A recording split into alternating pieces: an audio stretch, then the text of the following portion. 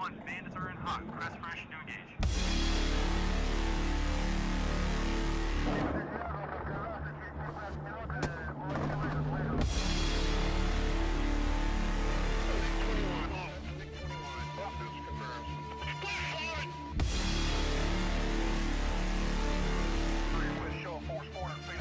Over the target AO with the fear of God in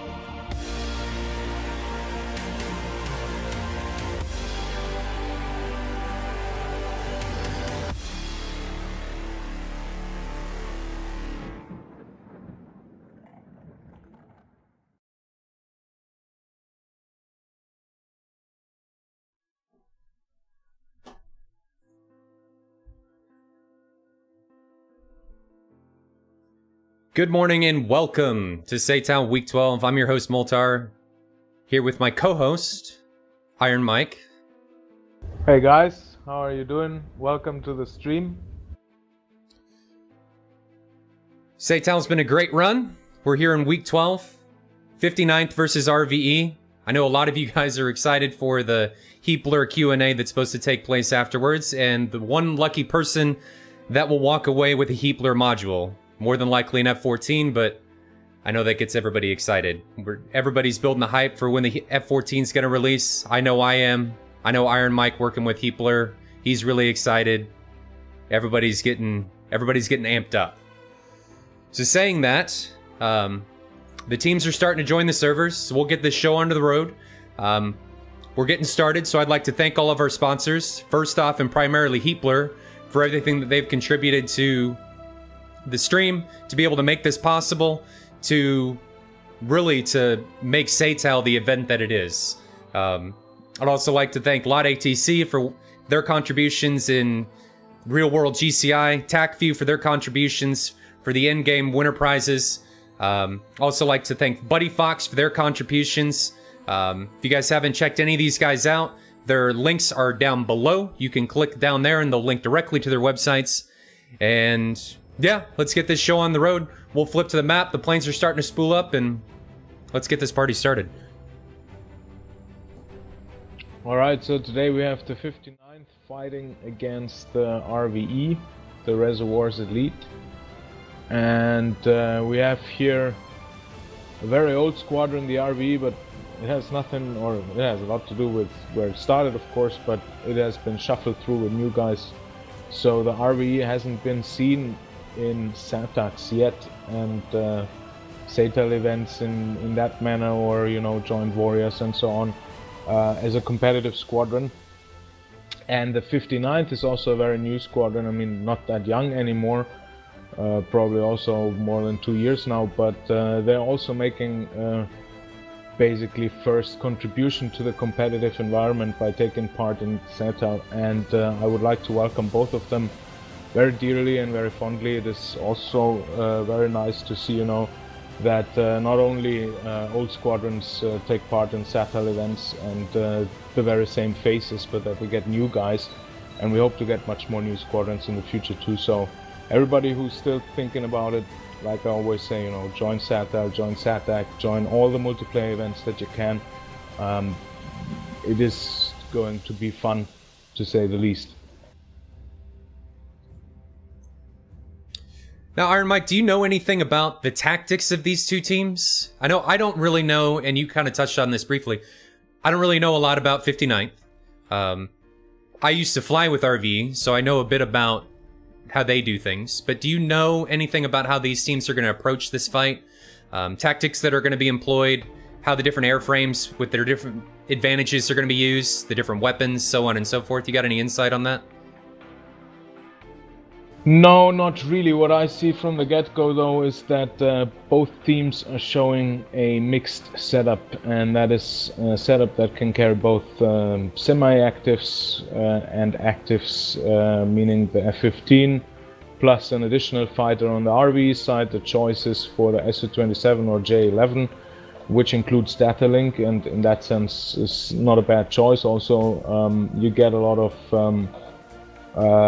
weapons on board, to the contrary of the Mirage that the that the 59th is using, which also is restricted to semi-actives in its interceptor role, but does not have the Schlem mode as the Su-27 has. It doesn't have the EOS as the Su-27 has, and it does not have data link. So it is still interesting to see that a squadron that basically is often seen online or in regular events in the Mirage, which are the RvE guys, are sticking to the F-15 and the Su-27, while the 59th is sticking to the F-15 and the Mirage.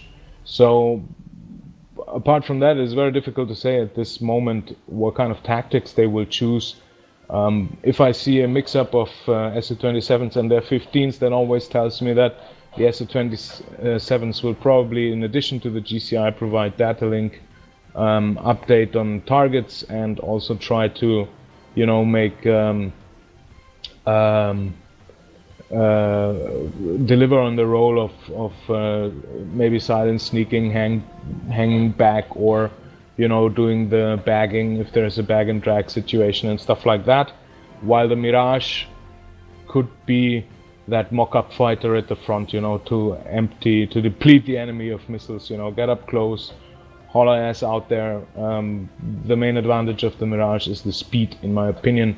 It has very strong magics, and it has strong 530s as well, but you have to be clean, like in the Su-27, and able to guide those missiles if you're hard-locked when they're semi-active, so you have to maneuver yourself in a good position.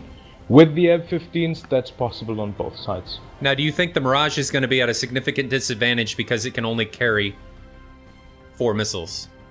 Or do you think that its speed and its flight model, with how it's able to get, especially when it gets into a merge, outweigh its limited amount of weapon stores?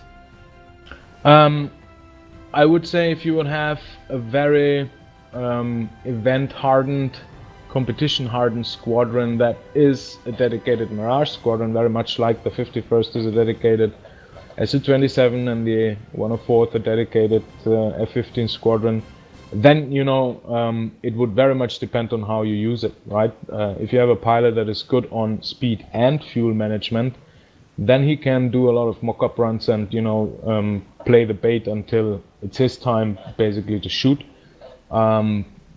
But the 59th are very fresh in events, so, you know, you always have to factor the human factor in and the pilot factor. So I think in the square, you know, on the bottom line, at this point, the Mirage is at a disadvantage simply because fuel plus missile shortage in comparison with the Su-27, plus data link shortage. So yeah, and no EOS. Now I've noticed, and I'm bringing something else up, 59th with their F-15s is only taking a single drop tank. Do you think that's going to work in some type of positive, or do you think they're going to run into a wall where they start to run out of fuel?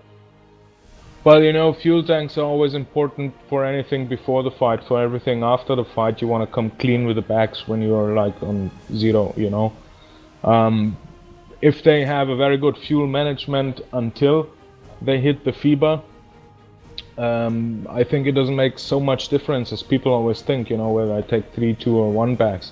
The thing with 1 and 2 bags is that if you have leftovers, you're able to fight, while with 3 bags you might get yourself in a hairy situation, to say the least, if not screw it up completely. But you know, ideally you want to arrive at the fight so that you really can come clean and that you're at your best fighting ability at the point where you have no more fuel left in your bags, right?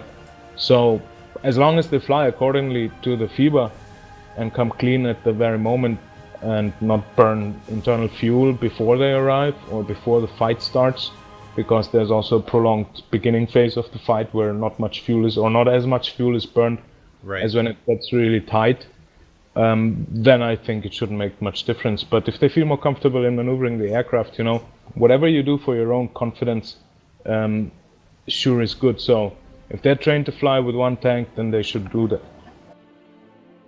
Looks like we've got a slight delay. RvE wasn't spooled up, so they're spooling now. Looks like 59th is already on the runway. So we just gotta wait for 59th to spool, or sorry, RvE to spool. They'll taxi the runway, and we'll get this round 1 of Week 12 of SATAL 59th versus RvE underway. Now let's have a look maybe at the setup on the runway of the 59th. I like these things as well. They do reveal stuff about the squadron. I first thought they have the 104 skins, but okay, they're all, no, that's just a loading issue. They're all black. I like their setup. They're nicely set up. You can see that the back pilot's head is always more or less in line with the rear wheels. Not exactly, but it doesn't matter. The Mirage fanned out a little bit more, but overall they're all keeping the line, and it's a nice setup. Unfortunately, we didn't see them taxi. But I think those things are also important. Well, I did see them taxi. They were it was a little bit staggered. Staggered is good. Staggered is safe. Well, what I mean is they weren't taxiing together. Okay, roger. Staggered, that was the wrong word choice. My apologies. But you are right. I like how they lined up on the runway. The wingman for each lead is slightly behind in the proper, or very close to the proper position, which is really nice to see a lot. And the reason Iron Mike and I like this a lot is because it indicates discipline. It indicates that the teams communicate even on a fundamental level with the basics.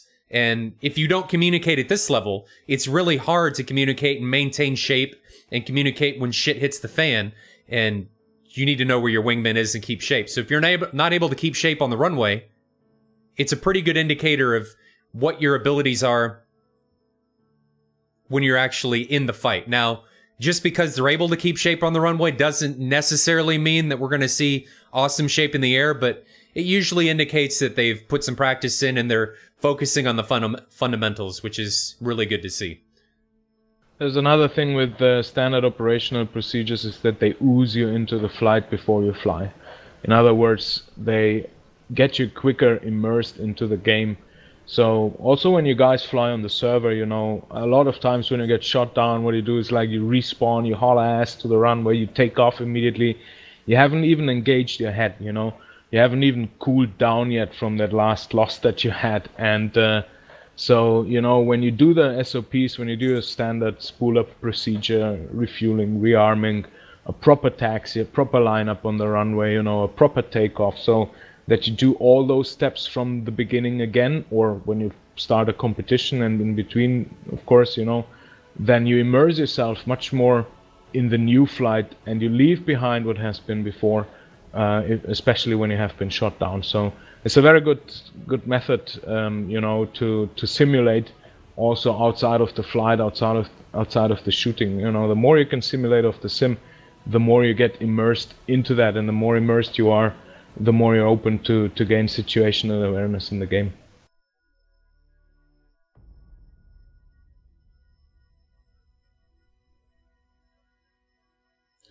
RvE looks to be taxiing now.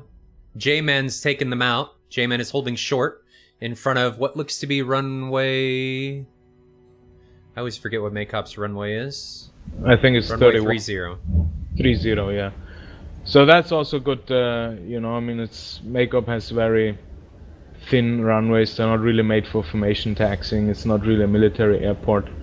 Always wondered, by the way, you know, these areas that we have here, Maycop, Baseline, and then Krasnodar around, there's at least 5 or more military airports in the region, but they never modeled them. I think it's a Russia thing, but, you know, of course, those would be built a little bit different. as these in any way holding short of the runway. Although, you know, there's, you know, you could say like, there's nobody on the server, there's nobody. That's another thing of these standard procedures. You know, you wait for your team to snuggle up, you wait till everybody's ready, so people behind you don't have to rush. All these things, you know, they make for good immersion at the get-go. He will have to move up a little further here though, or the other guys won't have space on the runway.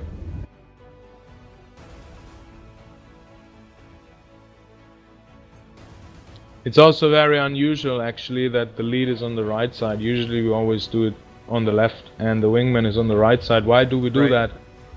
It's because most of people are right-handers, so it's easier for your brain body muscle coordination in the cockpit or at home with your stick and your perceived view to look to the left while operating the stick on the right.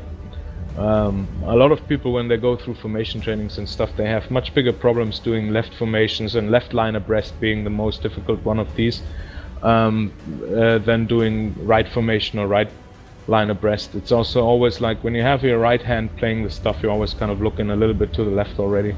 Right. So well, and the same thing goes into, think about, for all the viewers, think about this. When you're got somebody chasing you and you're flying over a hill, and this may not be the case for everybody, which way do you usually turn? For most pilots, it is second nature and much easier to turn to the left. And it's the same thing when you're sitting on the right side of your wingman or your lead. It's easier for most people to look to your left for whatever reason when you're right-handed. It's just human nature. So it's all, there's a lot of indicators that a lot of pilots don't think about, that especially when you're in a combat situation, that if you're tailing somebody, you know a lot of these nuances and stuff. They're little things that you can then capitalize on to maybe push the odds of victory more into your favor.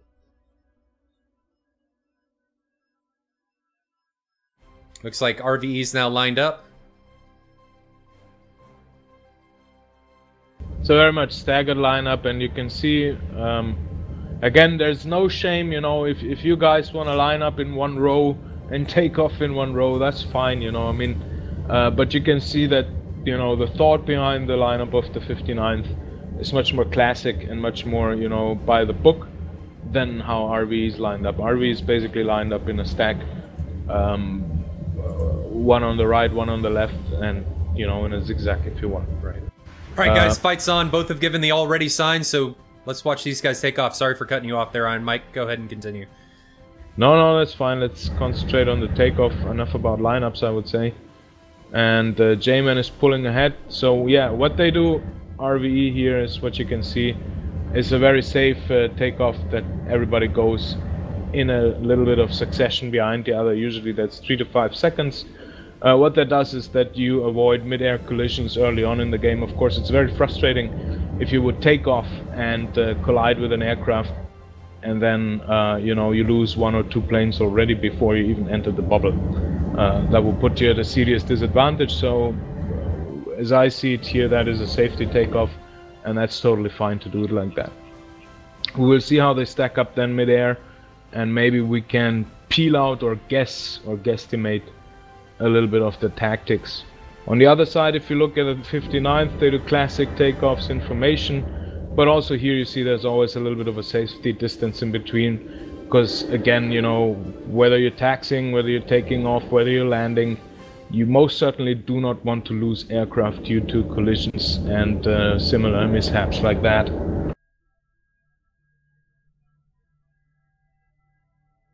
So far both squadrons are basically taking off in a row, in a trail formation as we call it. On one side we have 6 pilots, single ship trailing each other and following J-Man as the lead, and on the red side we have 59th RJF and 59th Swimmer as the lead 2 ship being trailed by the two ships, and it looks like maybe the 2 ships in the back are now forming up as a 4 ship. We can see that the Mirages are way in the back, and it could just be that the Mirages, due to their speed, are snuggling up or overtaking a little bit faster than the rest. Very interestingly is that the RvE has 4 pilots in trail now, and there is a 2-ship forming in the back, which is a mixed air-type ship. That means it's an F-15 and a J-11 flying together. That can be also a nice setup if, for example, the F-15 is posing as the AWACS for the J-11, or the J-11 is posing as the data link for the F-15. So in mixed ship setups, you can, if you know how, you can take advantage of both things that both aircraft have to offer, so to speak. So since both teams have taken off and we've kind of talked about their formations, we need to touch on, because we got a lot of new viewers and faces here, I'm sure. Let's touch on the rules here. So both teams are allowed 6 pilots, 6 airframes. When you die in SATAL, you are dead for that round. It's like Counter-Strike. So when you're dead for that round, you're dead. You have to wait for the round to restart. The teams take off. Here's Bullseye. Around Bullseye, there is a bubble. 90 to 100 kilometers in any direction, there is a circle. Once you enter this circle, you cannot leave. If you leave, you cannot re-enter. If you re-enter the circle after leaving, your airframe blows up. The reason this is here is to stop people from entering the bubble or the engagement and then running all the way across the map. It forces people into combat and forces people into taking a fight instead of just running the other pilots out of fuel. So once the fight has established and one team has confirmed that they're the only people left in the bubble, they are forced then to get at least one airframe back to their home airfield. In this case, the home airfields are Maycop and Voti. So the airfield locations are rolled randomly the day before, along with weather. So in this particular case, it's Maycop versus Voti and Broken Clouds. So let's say, for example, 59th came out victorious and they had 3 pilots left. RvE would then have the choice to force them to land, or they could just say, okay, you got 3 pilots left, we'll move to the next round. If they force them to land, at least one of the 59th pilots has to then make it back to the airfield and land successfully. If they don't, and nobody makes it back, it is then considered a draw and we moved on to the next round. It is a best of 3. So there are no more than 3 rounds. If we get a draw, obviously you're going to see 3 rounds. If 59th wins 2 rounds, then it's over and we don't need to go to the 3rd round. If each team wins 1 round, then we have to go to a 3rd round decider. So 3 rounds at the most, and we'll see who comes out on top. That's the rules, pretty simple. Both teams have data link and AWACS. They also have LOT ATC, which was provided generously by LOT ATC themselves. We are not allowing pilots to use the GCI slots. You have to use LOT ATC. We don't want people to be able to see missile launches. It's all modeled to realistic, so we tried. LOT ATC does a very good job of modeling what it can as realistic radar behavior. So everything's done in cones. You're not getting the God's eye that you get in the normal in-game GCI. We're trying to make this as realistic as possible. So if you guys have any questions about how this works, let us know, and we'll get your questions answered. So back to the match. We see both teams splitting up into what seems like 2 or 3 2-ships. We've got J-Man and Tito leading the way for RvE, followed by Crips and Cover Now, with the far trailers of Daxter and Snowman. And on the Snowman's, or the 59th side, we have RJF and Swimmer leading the way, followed by Peffington and Gemini. And then trailing, we have Maffers and Bob. Now, interestingly, we have a inverse where we have the Singleton up front for RvE, and we have the traditional Stinger, and I'm talking about all of the ships together, coming from 59th. So we're seeing opposite formations come from both of these teams. That's the macro formation of all the ships involved, yes. Basically, if you imagine it, it's 2 Vs, both turned against each other, while one is facing away and one is facing towards the others. One interesting thing that I'd like to mention as well is that what we've seen with the 59th, since they only taken 1 bag, is they made the whole climb without burners. So they didn't go for a contract climb like most squadrons do. You know, you take full bags, you climb up with full afterburner, which is, by the way, the most fuel saving way to climb. You get the quickest to altitude. While yes, burning a lot in the beginning, but then you have very smooth and low consumption sailing. The 59th, they went for a slow 350 probably knots pitch climb, and funny enough, they reached a good altitude here. That's due to the power of the F-15. Even without afterburner, it will just bring you to altitude if you start early on. Right. Now, interestingly, typically in these matches, we see teams pushing, and I'm talking in Imperial here, Angels 40, or even higher. But in this case, we see all the teams right around Angels 25 or lower. So, do we have a disconnection come from 59th? Oh no, one of the 59th guys crashed. Yeah, he killed himself. Gemini crashed. So the 59th lost the Mirage. Unfortunately, we didn't see that. We will only be guessing what happened there. Let's have a look at the other Mirage. Maybe they crashed together. They're both really low, no? Oh yeah, Beffington's still okay. Yeah. So I bet you that was a tree strike. Yeah, something like that. So first missiles being exchanged. We've got a 120B coming from J-Man and 2 AIM-7s coming from either RJF or Swimmer, and a third AIM-7 coming off a Swimmer. Those are some long foxes.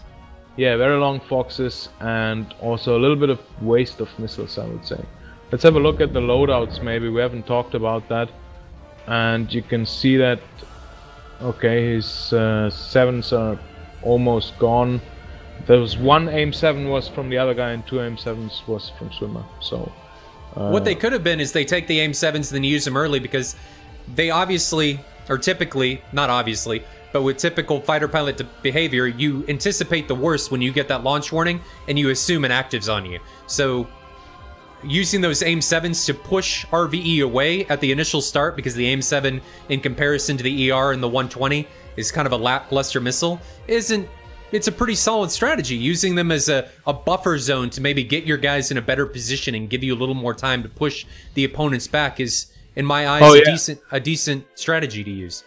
It is a very good thing to use the M7 as a defensive shot, but the problem is that you double or like in this case triple tap them. And we could be seeing our first merge. Tito's merged with one of the guys from 59th, and he gets a splash with what I assume was an ER. So that's the first kill coming for RvE Tito, pushing that merge with, I think it was Gemini. Or no, I can't tell who that was. He fired another 3 missiles, okay, after he killed him already. So I would say still, you know, the use of missiles here is very, very. I mean, there's too many missiles being used. Like, you hit the guy already, you give him one follow-up shot if you're not really sure. You wait a little bit if you see the message come up, but you wouldn't fire 3 more missiles. And the same was like for those defensive shots, you know, 3 missiles. Why don't you need to fire a successive missile? Because, you know, you get a missile warning by the first missile, and that second missile, especially when it's semi-active, you will not get a secondary missile warning. You will not even know that it's coming. So, you know, you've warned that missile off already by firing it in delay to the first one. So, you know, follow-up missiles should really be kill shots, not defensive shots. And if you run out of missiles early, then it's a problem, because then you have to RTB, but if you leave the bubble, of course, you cannot re-enter, so that's an aircraft loss. So we see a long ET coming from Cripps on an already cold Maffers, and we see Tito and Cripps both hot against Swimmer. So here's an ET. Does Swimmer see it? I don't think he does. He's still in gate. I don't think he's going to see that. There's no flares. Was that the missile that flew over his head? Did it just run out of energy? Yeah. He got extremely lucky there. He pulled under the missile without even knowing that it was there.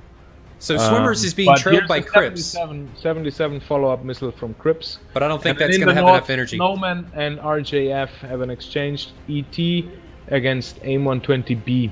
Right, and both of those missiles are going to be dead in the water. Both pilots turn cold immediately once they foxed. It's also, you can see the R-77 has died out there. So now we have Peffington in the south, and he's chasing cover now. And now you can see we have a classical bag and drag situation. Cover now is dragging Peffington while RV J-Man is going to bag him from the north. Unfortunately, Tito doesn't know that, and he's shooting a long shot R-27 ER while exposing himself to Mathis. What Tito should be doing here better is flank to their right and make sure that Mathis doesn't get a shot off, which he does now. Right. And not spook the bandit by a long shot, but let J-Man close in closer so that then he can basically back him easier. I also would have liked to see Maffers not push that long 120B shot, because you're firing on a cold bandit at what looked like 20 nautical miles or 15 nautical miles. There's no way in DCS that that missile is going to reach. So we see Peffington here recommitting on J-Man and Tito. What's going to happen here? Obviously, J-Man sees him. Yeah, that was almost a team kill, but wouldn't have been with a. Now we have Swimmer Missiles coming to the front. Peffington is gone. And it looks like Daxter was able to splash somebody up to the north that I missed when we were watching the Peffington engagement. That was Swimmer. Swimmer got killed by Daxter. So we see a sandwich. All right, there's another term for this. Double sandwich. But we have Maffers sandwiched between Crips and a two-ship out front of J-Man and Tito, and then RJF trailing everyone behind Crips. Now, will RJF get trailed then by Daxter and Snowman? It's going to be interesting to see how this all plays out. 59th have gotten themselves in a pretty difficult situation. Tito and J-Man will pull around, you know. Mathis is again being dragged here by them. They turned around immediately, and now he's pitted against cover now. If he doesn't see him or react soon enough, but it seems cover now doesn't see him either. They're merged now. I don't think they see him. No, I don't think so. If he looks over his shoulder now, but another one got a missile off, and that's Crips. Here comes his 77 on Maffers. Is he going to line of sight it? He got hit. He got it. So RJF broke off now, and now Daxter and Snowman are pushing on RJF, and he's basically being clamped now. He has Daxter and Snowman pushing from the north, and very soon they will manage to coordinate the southern group towards him. Now, in this particular situation, now that 59th is down to one pilot, RvE has a pretty good idea that they're down to one pilot. This is something that we haven't really seen from a lot of squadrons in past matches. I want to see RvE, especially in the south formation, reorganize and take the fight. They know they have a significant advantage. I want to see them capitalize on this advantage instead of flying in one by one and lessening the odds for their victory over the last remaining 59th flyer of RJF. Well, they're doing it. The northern guys are just, you know, putting up pressure. So they had a loose two-ship formation in the south. Crips then fired, and now he's turned back, and there's Snowman and Daxter already waiting for them. So they're basically playing ping pong with RJF, and whoever gets closer first is gonna bag him. Here comes an ET from one of the RvE guys, and I think that's game over. Can see it come in. It got him. Now let's see what that AIM-120 didn't do anything. He fired it totally against. Yeah, it was on a basically into the sky. Yeah, almost vertically. So yeah, the first round goes to RvE. That was a well-performed match. I think 59th started out nicely. Let's remember, it's the first online competition ever. So for that, they showed a really good thinking in the beginning. The missile discipline wasn't all too good on both sides, I would say. Better on RvE side though, but you've seen it then when it comes to one-on-one, and also like we had in almost every match, yeah, the silent ET shot that gets here, the non-defending ETs, even if it doesn't get you, just indicates that from the tactical awareness there is still a little bit, you know, that it is putting them into a disadvantage then, and the RvE comes out not entirely unharmed. All 6 pilots survived, so that's very commendable for the RvE to have everybody survive the round. But I have to point out that I think from the get-go, 59th was at a significant disadvantage since they lost one of their pilots. Yeah, and that, of course, you know, but I mean, that disadvantage is self-inflicted, you know, it's not that they lost him while, I mean, it's like you do a low-level stunt, you want to perform some low-level flying, then of course you have to take care of the ground, because that becomes a factor. Another thing is that, of course, I wouldn't take the Mirage low, I would take it high. Right. I would give it as much altitude as you can, and I would give it as much speed as you can, and then I would even maybe fly head on against A120s, because a 9G pull will just, you know, make that A120 go somewhere but not towards me, and or just zoom right past me. So with that speed and that altitude advantage, especially if all the other guys are flying around, you know, mid-high altitude 25k, just below contrails, everybody's kind of being aware of not contrailing, it seemed a little bit. You know, then I would bring those babies high and just, you know, come hauling down on them. And of course, you know, the clouds, if you hit them, they don't hurt.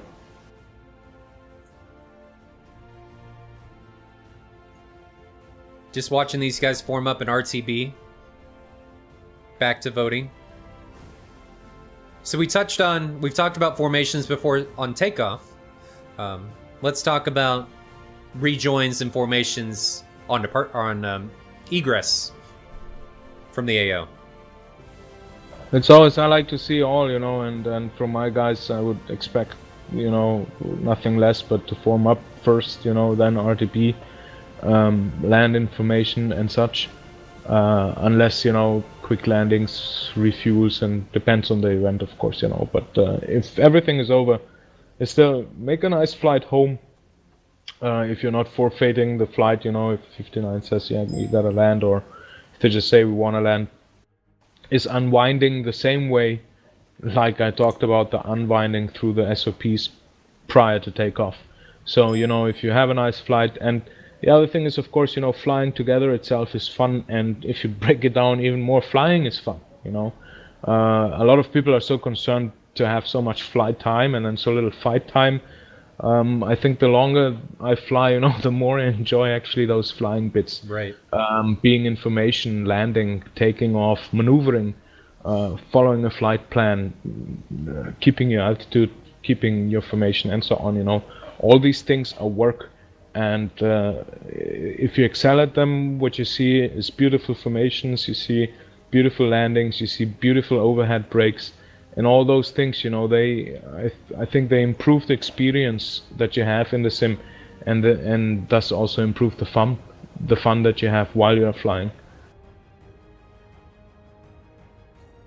So I think, you know, it's always nice to see that you put yourself that challenge of flying accordingly, you know, because whatever you take as a challenge in a sim, I think, is what makes it enjoyable.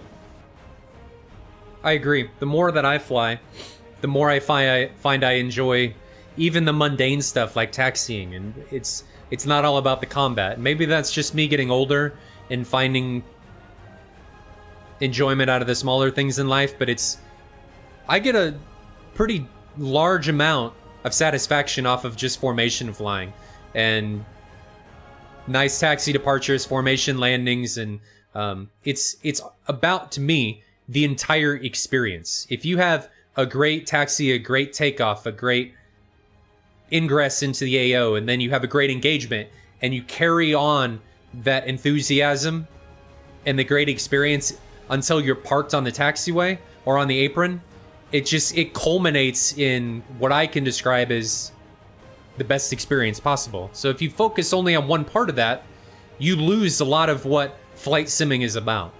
And it's about the entirety of the experience and not just one piece of it.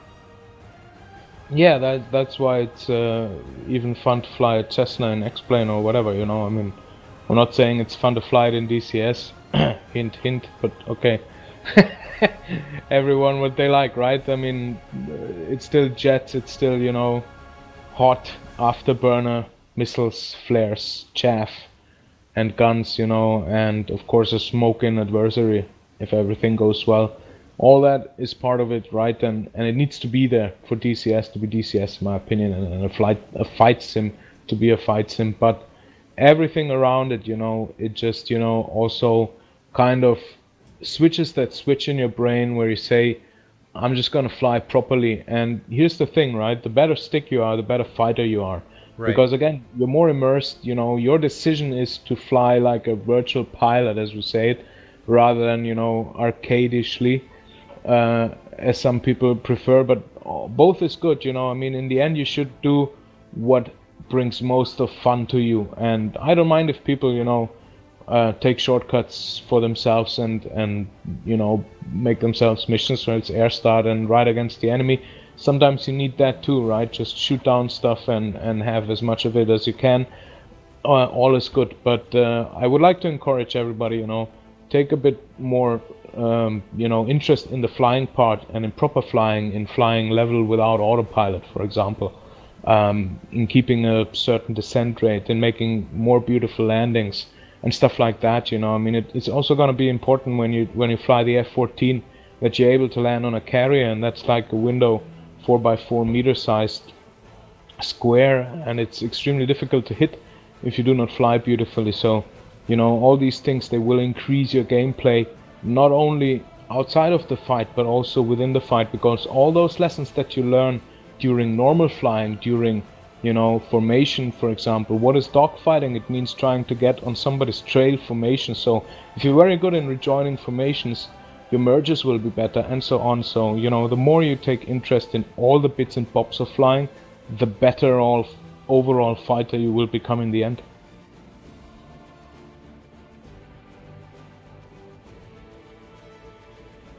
Just watching these last guys on approach. We've got 4 left to land. Singleton of Snowman, a Singleton of J-Man, and a 2-ship of Cover Now and Crips.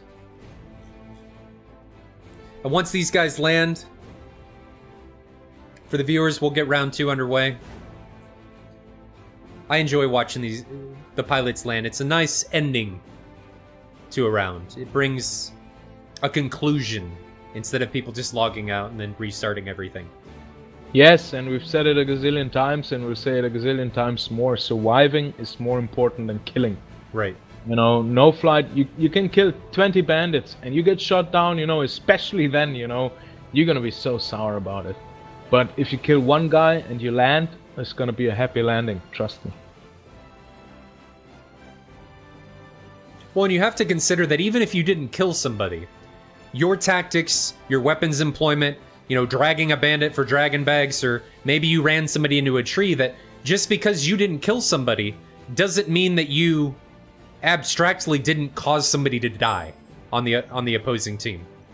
Exactly. You could have been, you know, dragging all day long and your buddies were... That's why when we fly, we never take kills personally, we take it as a flight and as a group, you know. So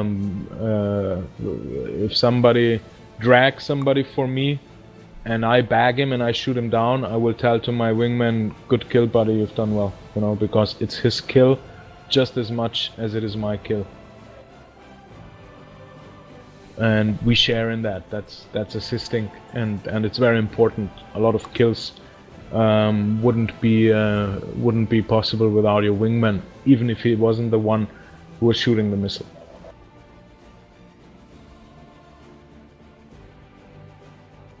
That also makes sure that you never feel that you're making like an inferior job, you know, because shooting down somebody is not always the most difficult. Sometimes, you know, the guy maneuvered his ass off so that he can drag him right in front of you, and you just squeeze the trigger. You know, that's not a skill, squeezing this trigger, right? I mean, bringing the guy in a position where you can squeeze the trigger, that is a skill. Well, and I'd argue that the bigger skill is not squeezing the trigger and having the discipline to push somebody into a position where you have a higher odds of killing them. Exactly. So, but still, you know, everybody wants to see that explosion, and that's just natural, you know, but it's like with the flying before, you know, the more you take interest in those other parts of the fight, in this case, you know, the more of an artist you will become, so to say. Can we speak of artists in this game? Yeah, we can. There's art in everything involved if you want to. So, to change the subject here, Toast on Twitch chat brings up a good point and says, it would be cool if we could tune in the GCI and the team chats like they do in NASCAR for listening to team comms and crew chief stuff. And I agree, and I'm definitely not opposed to that. The things that we would need to make that happen is we would need permission from the teams to be able to broadcast their radios. Some teams are more against that. They're more protective of their radio comms. Some teams don't. It doesn't really bother them. It's something that I would like to do. So if you're a team listening to the stream, if you think that that's something in one of your future matches you'd be willing to do, I'm all for it, and I think it would make the stream all that more immersive. So if you as viewers would like to see that happen, let me know in chat, and maybe we can make that happen in the future. That's a great idea.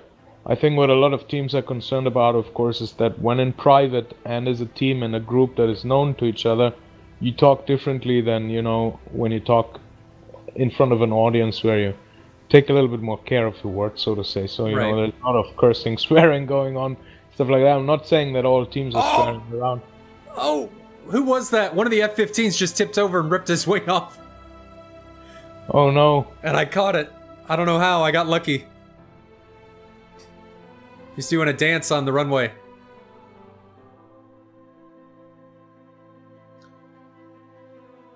But having the team's comms broadcast more publicly could instill more sense of discipline and a sense of pride in what you take and what you say and what you do, because if you win and people are able to hear what you're saying, I mean, it can even further instill the victory that you had, because people are able to view that from yet another angle. It's like listening to what Toast brought up with NASCAR when you watch, if anybody watches Formula 1, being able to listen to the team comms between the driver and the wall staff, and it just brings another dynamic and more depth into what we're actually able to see in DCS. I mean, a lot of pilots do, like in the 104th, you know, we allow it anyway, because, you know, even if we curse a little bit, I mean, people just have to understand it's a heated, it's a fight situation. Right. Why curse on stream? Part of it. Yeah, but you know, I mean, the other thing is that a lot of pilots do that themselves. You know, they do first view streaming, stuff like that as well. It always depends a little bit on the situation. How comfortable am I with people watching me? You know, so if you're very new to that stuff and say like, I really need to be in private, and I need to concentrate on flying to get through this, then I understand that just as much. But in principle, yeah, it's a really good idea. I mean, especially the GCI, you know, because that's interesting to see how does he coordinate his team, what are the calls that they're making, and is there any more tactical value for us to analyze about that and about what they're doing. Okay, so everybody's taxied, everybody's parked, people are logging out. Let's get round 2 going. So let me let X-Man know.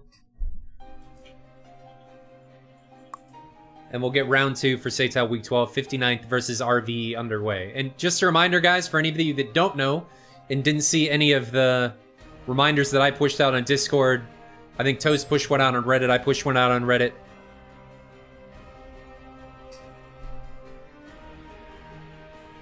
We can talk a little bit about the giveaway, or you want to do that?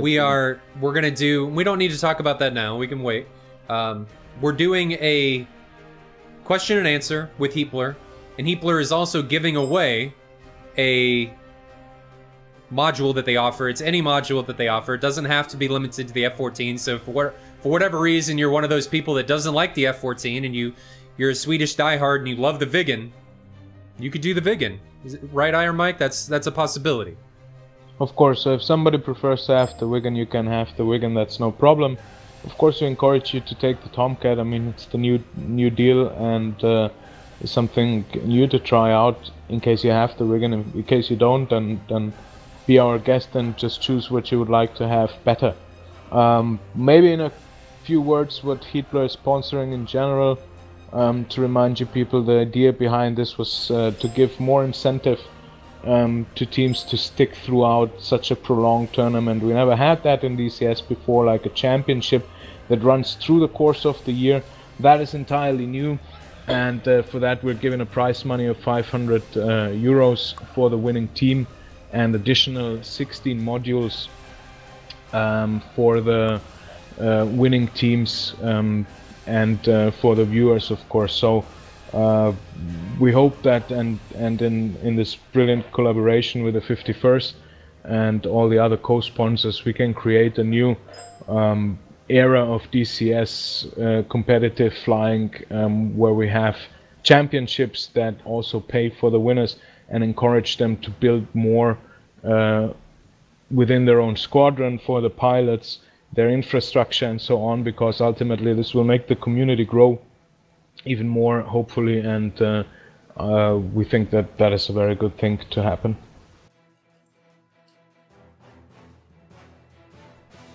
If that made sense. It did. I'm messing my stream up. Don't mess your stream up.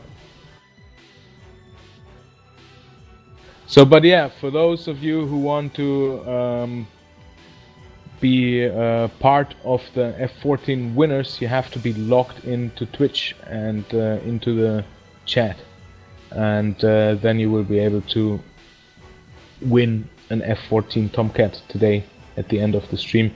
So if you have friends who want to take part as well, tell them that they have to be logged in for that. Once I get this corrected, I should have locked that, but you know, mistakes were made.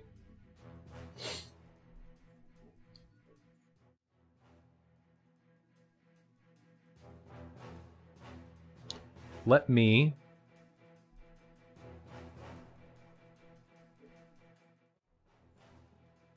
and guys, we're just waiting for the server to restart here.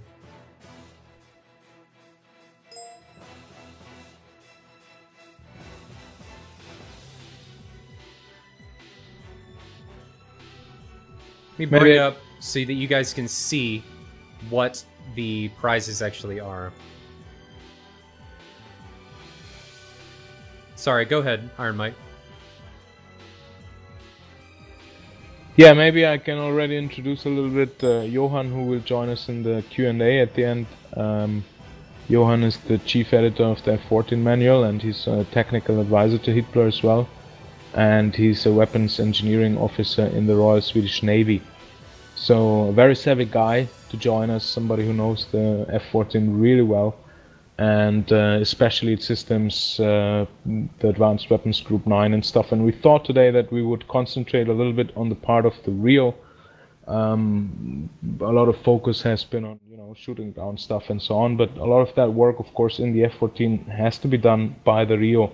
And with multi-crew, of course, we hope that a lot of people will take the role of the Rio online on servers and enjoy the co-op aspect of that aircraft. So this is something we will talk about today a little bit, and Johan will present you that issue much better than I ever could. So if you guys already have something in mind that you would like to ask in the end, about the role of the Rio, about the work of the Rio, about how the Advanced Weapons Group 9 works, about how the radar works, about how jamming or whatever we have in the F14 works. Maybe jamming is not the best because that's a little bit limited by DCS, but the radios and so on. All systems that we have, ask ahead, and we will try to bring as much focus as we can in what that means for the Rio.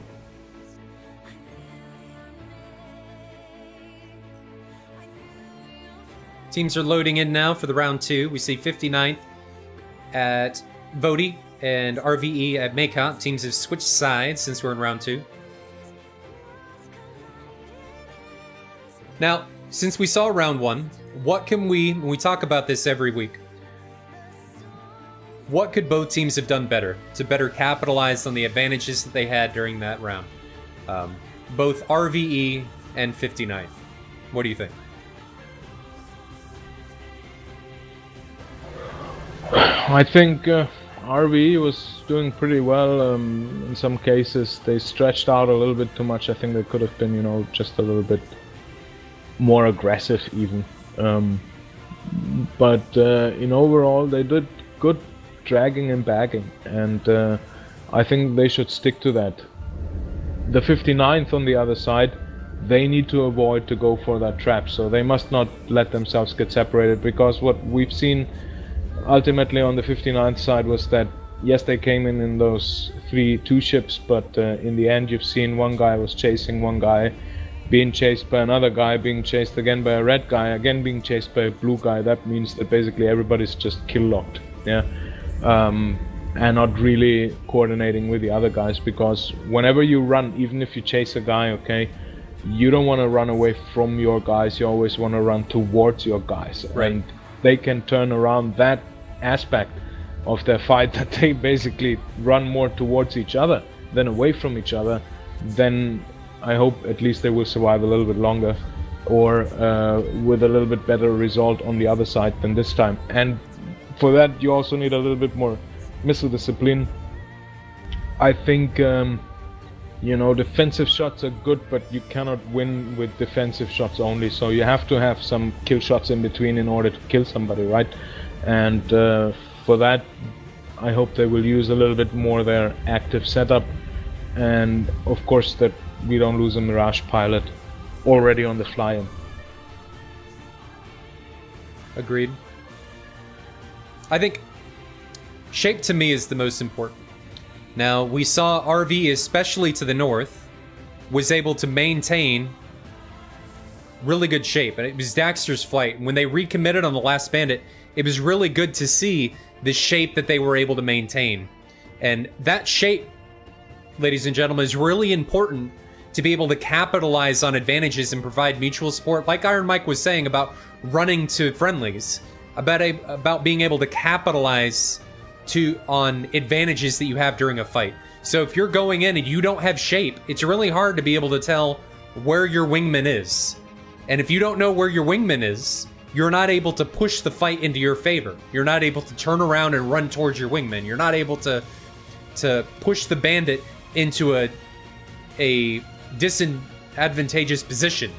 You yourself are at a disadvantage because you're not capitalizing on the things that would put you in a better place. And what shape means, because shape is not really something we use in air fighting, but it means two things actually, and thus isn't a bad word. It means formation and it means tactical setup and spread. How do you fly information within the flight, and how are the flights stacked, you know, within each other? So the more you know that, and we touched upon that subject in the last stream already, is, you know, the more you have tactical awareness, that of course figures into your situational awareness, and the more situational awareness you have, the better you will be able to fight and also fly more conservatively with the resources that you have at hand, which at one hand is your fuel and at the other hand are your weapons, of course, you know. So you don't fire too much because, you know, this guy's already been fired on, or you don't fly the fire far away from a bandit that isn't so dangerous for you, and so on. So, you know, overall you end up on the upper hand.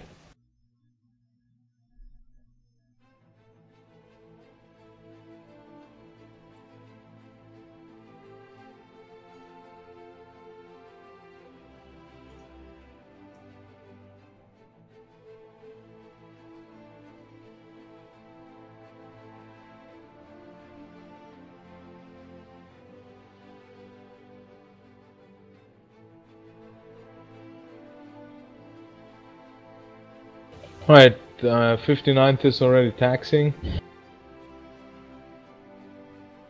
RvE should be taxing here shortly.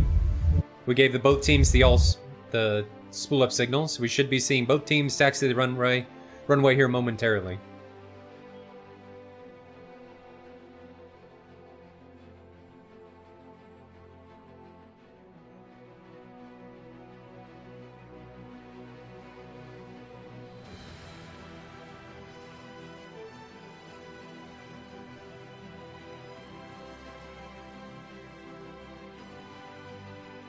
This is the first or the second match for the 59th? Should be the second match. We've been through, I'm pretty sure, everybody's first match so far. Got 12 teams. We should be well into the second rounds by now. Roger.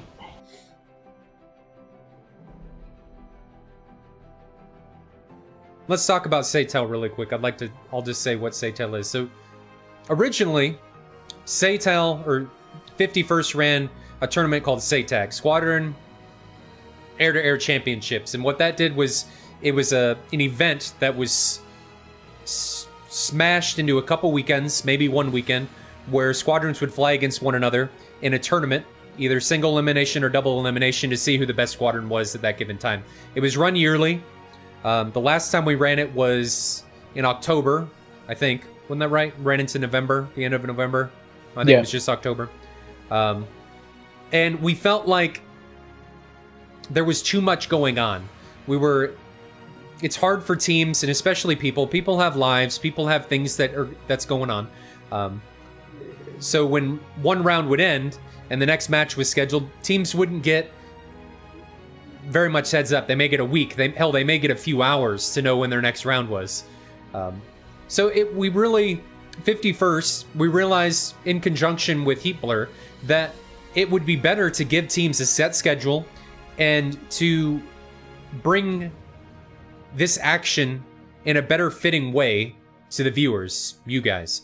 So SATAL was born, Squadron Air-to-Air League. We run one match every weekend, Saturdays at 1300 Zulu. There's some talks about moving it back from 1300 Zulu to maybe 1400, just to help people, especially on the west coast of the United States, because it's 6 a.m., 5 a.m.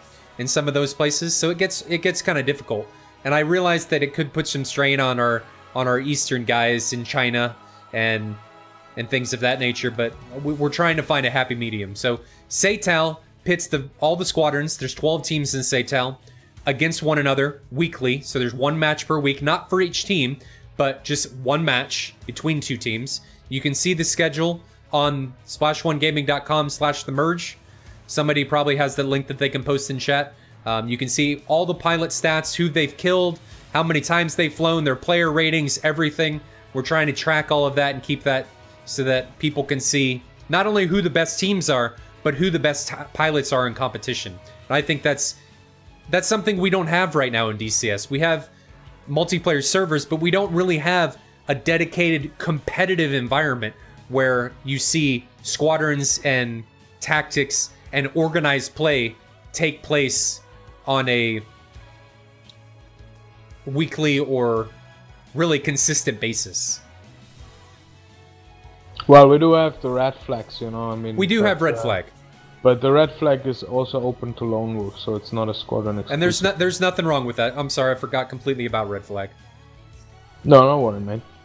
But yeah, I mean, the more the merrier, and we need consistency. Consistency is the most important thing to develop anything in a community. You know, you cannot expect that people will learn overnight to fly more tactically as teams, to fly more coordinated and stuff like that. You know, overall as the community, because everybody would like to have more realism, but to approach realism in a realistic way, it means that you need to invest time, and if you cannot, you know, study like for university, because, you know, it's still a hobby and not a job what we do here, you need at least a lot of repetition in the events, and the more we do that and the more such events take place and the more there is, you know, the more the community will start also reflecting this behavior on servers or on a day-to-day usage of DCS in general.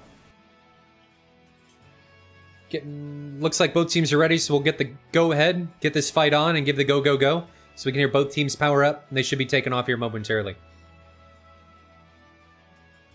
Good, so the roles, or the sides, better to say, are reversed. This time RvE is flying from Makeup on the right side, and the 59th is flying from Invodi on the blue.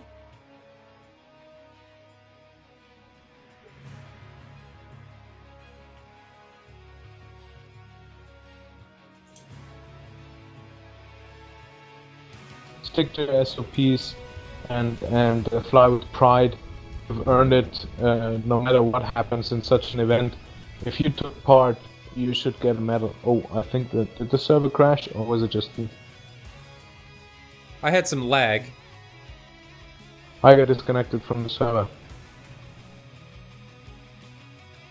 That may have just been you. I had some frame drop coming from you. I'll restart my game quickly. Okay. But in general, yeah, alone for taking part, you should get a medal. You know, we couldn't do events. We couldn't have multiplayer. We couldn't have community. We wouldn't have increased exchange and sharing of knowledge if these things wouldn't happen. So, you know, no matter how you fare in these events, it is very, very commendable for everybody who's taking part. So some of the guys, and maybe you can touch on this being a squadron leader, Iron Mike, are wondering how they can join a squadron and, you know, finding a squadron that best fits them. Well, I help run the 104th, that's true. Technically Maverick is the squadron leader, but however that might be, how to join a squadron is basically approach them. A lot of squadrons have home pages who give information about that.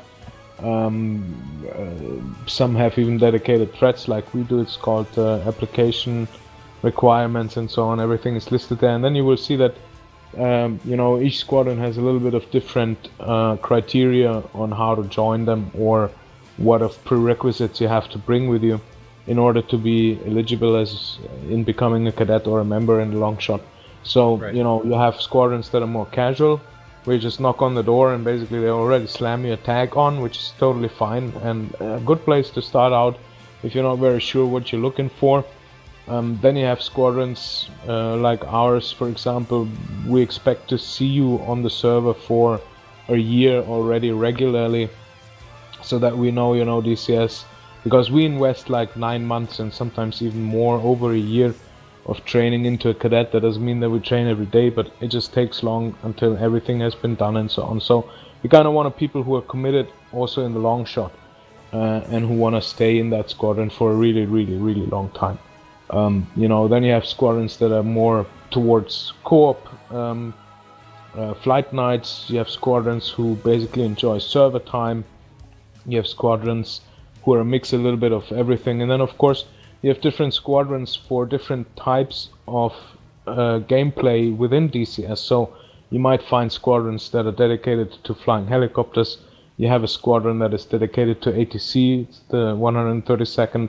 You have a squadron that is dedicated to the SU-27, which is the 51st, and so on. So, you know, you should basically go to the ED forums, and there's a little bit of a necro thread, which is called Squadron Directory. It would be time to do a new one, in my opinion, because a lot of links are old, but it gives you an impression, and then just keep following from there and Googling if you find something interesting. The squadron might be dead by now, but it might also very well be still alive. So that's a very good start to look at the Squadron Directory on the ED forums if you're interested in joining a squadron. And if you're interested in creating a squadron, not much is needed, you know. I mean, don't think that you need a server or that you need whatever, you know. I mean, all you need to is basically have a communication system that you can use privately. If you have no means to do that, then approach us in the 104th, and we will make sure that you get a room for yourself so that you can get set up in the meantime, and then we'll turn it in one of the squadron lounges. But we were able to support you with infrastructure in the beginning if you need to. So always feel free to approach us and to ask ahead. If we can, we will help you. And that's that, you know. Basically you just need like-minded people, friends who are willing to invest a little bit of their time. And for each squadron that's different. And what I suggest is start slowly and lowly, right? Don't go for, okay, let's make a squadron with 3 times training a week for 4 hours every day, you know. I mean, those things are very hard to succeed from the get-go. It's better right. that it gets built from within, and that you start slowly, and that you just principally find people you really want to spend time with, because that's very important, you know. I mean, there's no sense in being in a squadron with a lot of people you don't really want to fly with, because that's what you do, you know. You're spending time together, you're sharing in a hobby together, and the most important part in a squadron is to find people who fit to each other. And don't let anybody else tell you what you should be. Be whatever you like, and whatever you add to the community, it's gonna be great, right? Except for, you know, we are dedicated to cheating. Please don't. I mean, but that's self-understanding anyway. So anything else, feel free to do it, and don't let anybody, but you should be like this or you should be like that. That's not true. If you have fun, if you find the people you want to spend time with, that's all you need. And just to clarify, guys, we had a mass disconnect, so Iron Mike, you were part of that disconnect. We had several people on both sides disconnect, so we went ahead and restarted the round. Roger. Good that we talked all over that then. But I suspected you would cut in between if the fight would come near starting. Yeah. But yeah, guys, you know, make a squadron, be in a squadron, or simply fly together as much as you can. That's the best experience in DCS, and it cannot be topped by anything else, you know. Doesn't matter how good you fly, as long as you fly together, you will have a lot of fun. Even crashing into each other and crashing in general can be more fun if it's had together and you can laugh about each other than, you know, if you stay frustrated alone.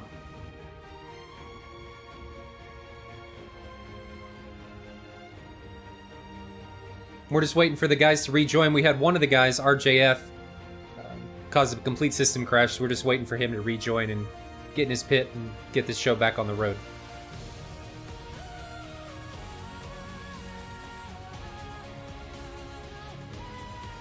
Or sorry, it wasn't RJF, it was Decoy. So he's connected. We're just waiting for him to get in his pit, and we'll get round 2 back on track.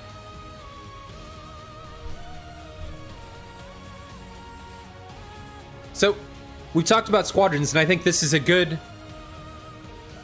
And I'm probably going to catch some flack from 51st guys for announcing this. But I also want to ask what people think about me streaming this like I do SATAL. And Iron Mike, you're more than welcome to come commentate it if people think it would be a good thing to stream. So 51st, and I know this is something that 104th did in the past with their... I can't remember the name of the event that you guys called it. The red flags, you mean? No. Joint Warrior. Joint Warrior. So the event that we're doing, it's much like what 104th did with Joint Warrior. We're going to run, it's a squadron-based air-to-air and air-to-ground campaign. Well, it's not necessarily a campaign, it's a single match. But it's going to pit multiple squadrons that are teamed together against multiple squadrons that are also teamed together. So instead of 6 pilots, you're looking at, you know, we don't know the final numbers yet, but maybe 24 planes or pilots per side, both air-to-air and air-to-ground, with air bosses controlling who's going where to strike targets, to kill other cap fighters, to do all kinds of stuff. So it's essentially SATAL with a ground element, with a single round on a bigger scale. So what I'm asking for here from the viewers is to see what kind of interest you guys have in that being streamed. What kind of interest, if you're in a squadron, do you have with flying an event like that? It's not something that's going to be, you know, you join 5 minutes before the event and then you get going. This is going to be something where there's going to be planning sessions that happen weeks in advance so that you can figure out what you're striking, how you're going to do it, tactic-based, where your caps are going to be, where your grinders are going to be, where your strikes are going to happen, you know, where the low-level flight stuff's going to happen. This is all stuff that's going to be part of this event called Wings. And we'd like to do it something like once a quarter, you know, once every couple months, however we do this, so that we can have another competitive but bigger DCS event that we can bring to the table.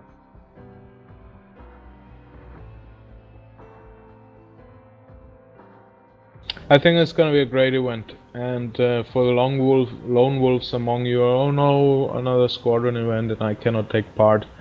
Don't worry, the 104th will also offer enough of events like Red Flag or maybe even Op Force again and stuff like that, where it's open for lone wolves too. So we need more squadron events, you know, for more coordinated stuff.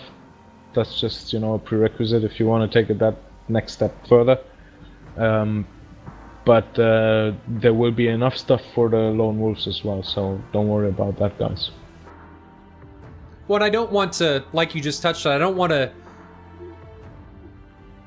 make that a negative towards lone wolves. The reason we're doing squadrons is just because it's easier to coordinate with squadrons. It's easier to, because people join squadrons typically for a more organized and concentrated effort. They like the structure, they like flying with the same guys all the time, so that's really the reason we're pushing for a squadron event instead of a lone wolf event, especially on a competitive side, just because we all have families, we all have personal lives, we all have real life stuff. So it's really hard in DCS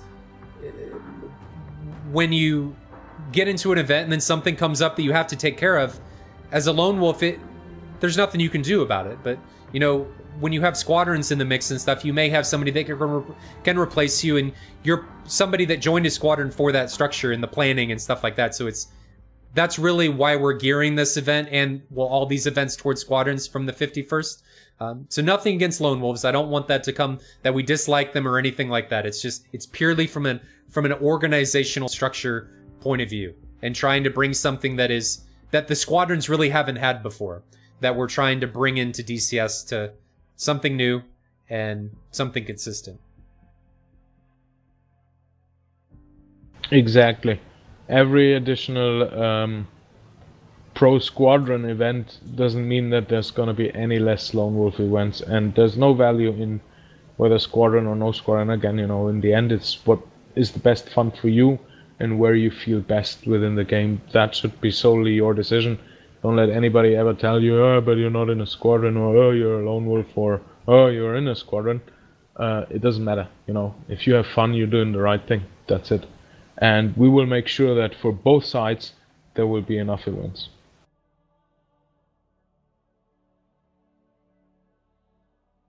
Alright, how are we looking on the tarmacs? Is this thing going? Is this thing rolling?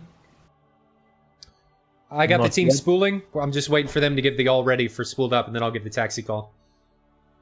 Alright, I will be AFK for 2 minutes, dear audience, if you allow me. I need to grab a glass of water.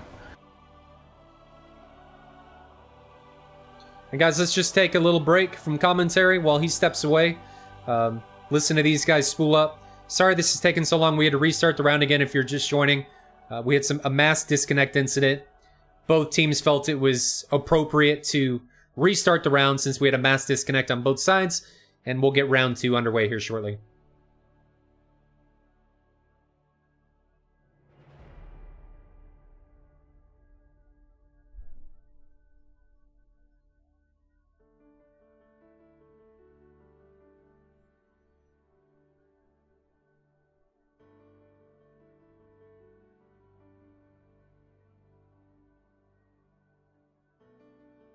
Which, Eddie, yeah, it's like Longbow, a more organized version of a public server. That's a good way to look at it.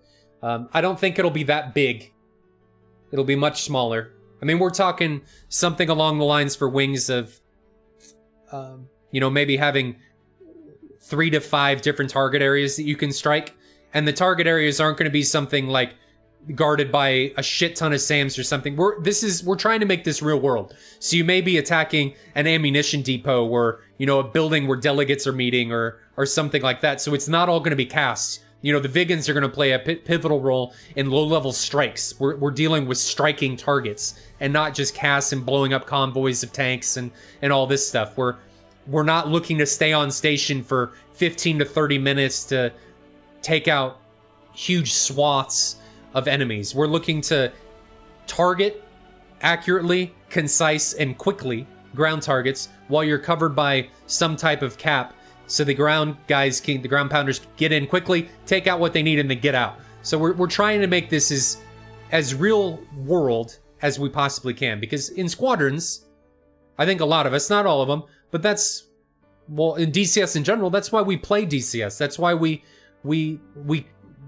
all drawn to DCS world, the simulation that it is. I know it doesn't get everything perfect, but it's a hell of a lot better than a lot of the other stuff that's out there. So that's what we're trying to do. We're trying to make this as lifelike as possible. We'll probably be using simple radio.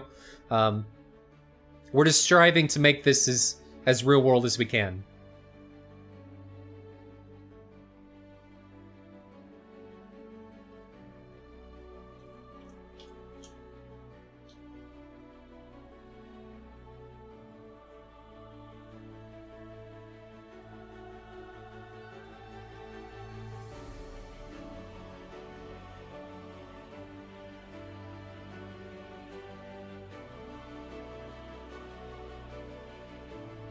And I'm going to take a few minute break here, guys, real quick. Get my voice break, and we'll wait for Iron Mike to come back. Let's watch these guys taxi.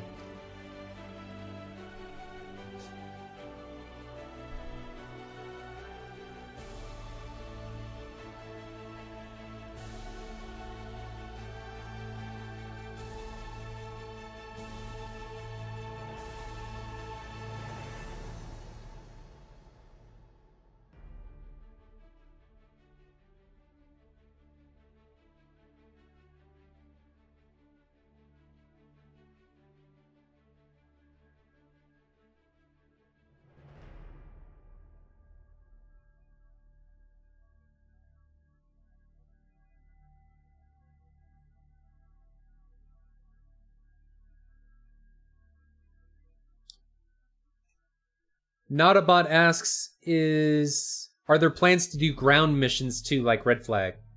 What do you mean ground missions? I mean, that's kind of what Wings is doing. There's a ground element.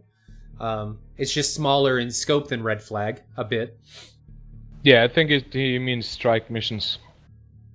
So, and you mean like CAS and stuff, or? Yeah.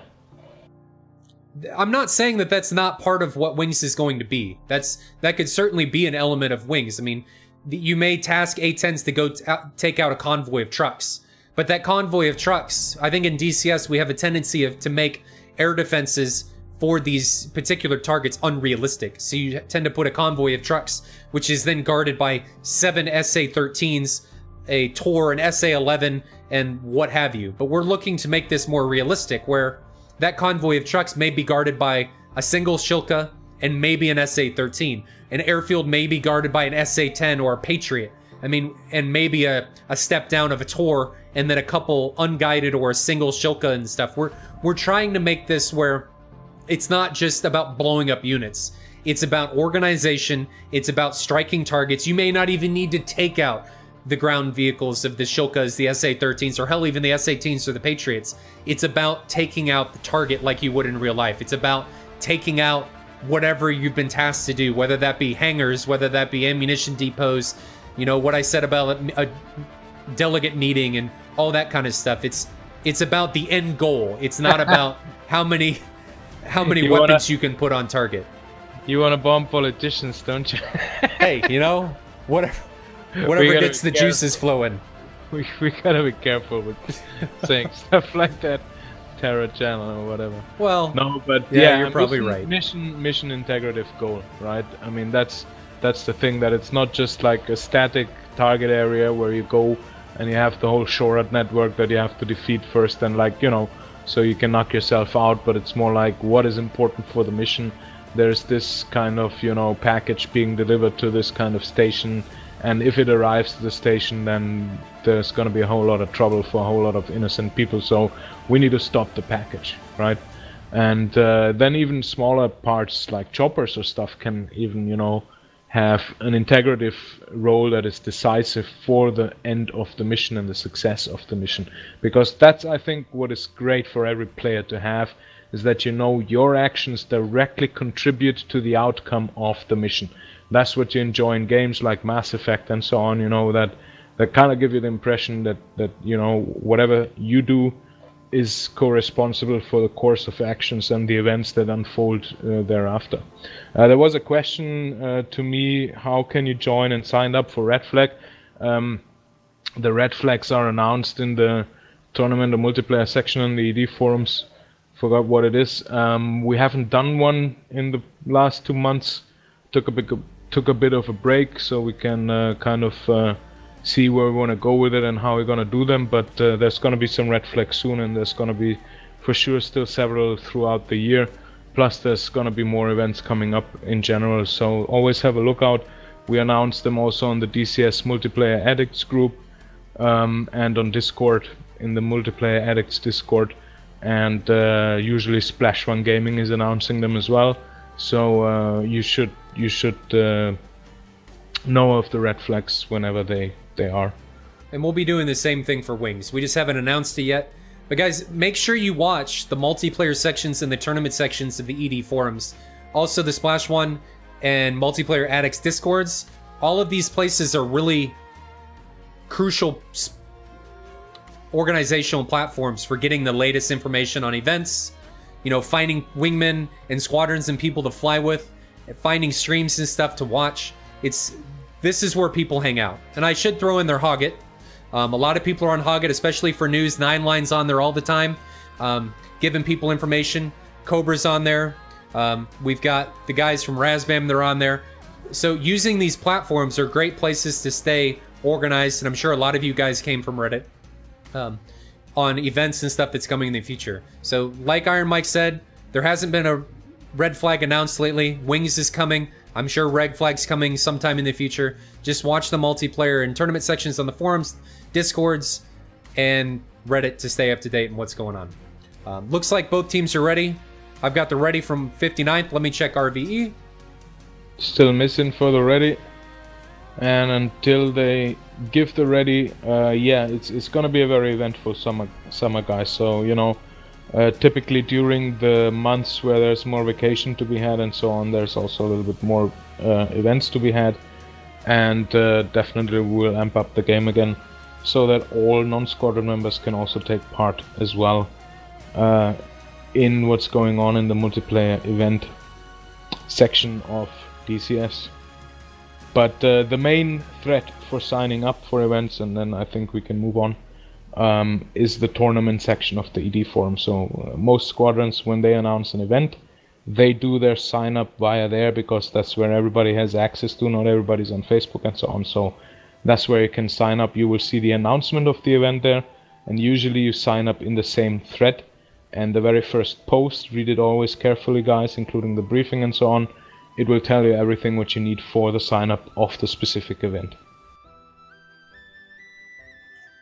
Alright then, hopefully let's get this fight going here. And they're rolling. Again, we have 59th taking off in formation. And the RvE is taking off stacked as single ships again. Again, both is fine, whatever you choose for your squadron to be the best. There is no difference in it. I prefer the formation takeoff, because you're already together with your wingman and you fly together from the get-go. You don't have to burn fuel for rejoining and so on. But that's up to each squadron. We saw that the takeoff and the formation of the takeoff was not decisive for the outcome of the event. Right. I got a couple questions in Twitch chat. Somebody wants to know how they can get in on helping with something like Wings, if they can do 100% ops. You know, if you guys think you may have something to offer, get with us on Discord. Shoot me a message on Discord. Either, you know, you can do it in the public channels on Multiplayer Addicts or Splash One, or you can just private message me. Private messages typically work best. You can message me on Twitch. We can see. If you're an awesome mission designer, I'm always open. Wings, Jack, we're not really sure. It depends on what happens. For right now, it's going to be, I think we're going to have it on Caucasus, but the Persian Gulf looks fucking awesome. So we'll have to see where that goes. Somebody else had a question about something. Oh, what Wings meant. So Wings has to do with, you know, like a fighter wing in real life. It's a consortium of aircraft. And that's where the name for Wings came from. We're a consortium of what's going on. We're a group of aircraft trying to accomplish a mission. When you talk about like a bomber wing or something from World War II, that's where we got the idea for the name, and that's what it is. So back to the action. Let's watch these guys ingress into the AO. Somebody said 1 of 4th made me feel welcome. Well, we hope so, man. All new guys are welcome, okay? And in DCS it's different. You're not a noob, you're the most precious commodity that we have. So, yeah. You know, I mean, everybody who's coming in, you're gonna be pampered till the end. Keep asking your questions, get your help. We all did, we all started somewhere. I was horrible when I started first, guys. You Iron can't Mike, you're horrible now. Yeah, I'm horrible now. But you know, I mean, don't sweat it. We will help you as much as we can, and so is the community in general. Yeah. All right, Red has, and both have entered the battle area, so we're approaching a little bit more fight talk again. Enough about events and stuff. We can see that the 59th is again stacked in the 3-2 ships. Basically, they're mirrored to what they've been before, and now what I see, it wasn't that clear before, but now they're doing it much more obviously.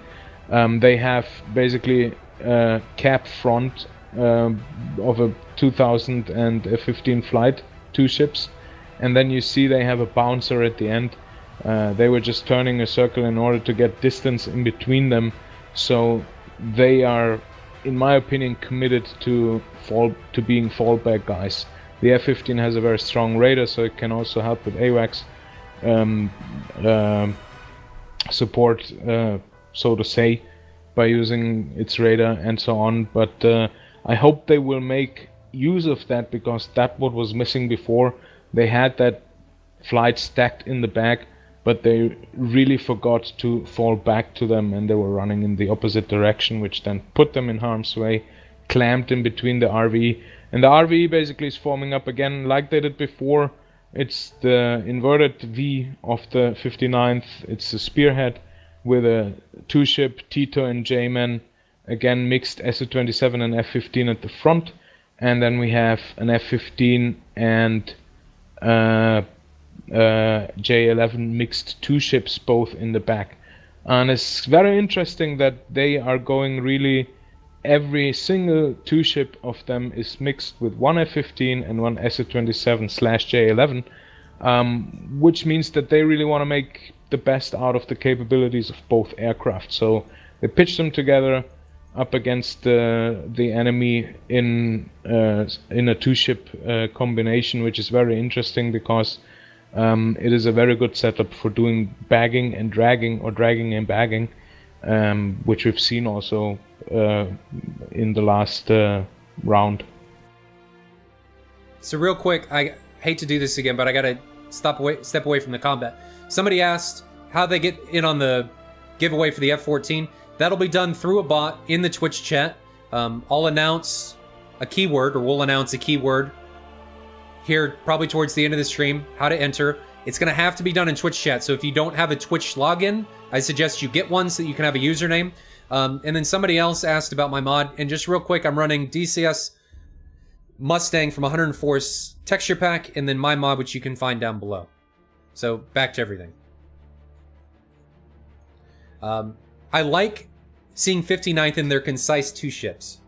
The Mirages are now fanning out too much up front, which is a mistake in my opinion, because what's gonna happen now is that the first 2 ships gonna hit the wall of all other enemy aircraft alone. Right. In that sense, the only thing they will be able to do is run away, while the other guys can already, that are in the back from the RvE, can already focus on targeting on the guys in the back.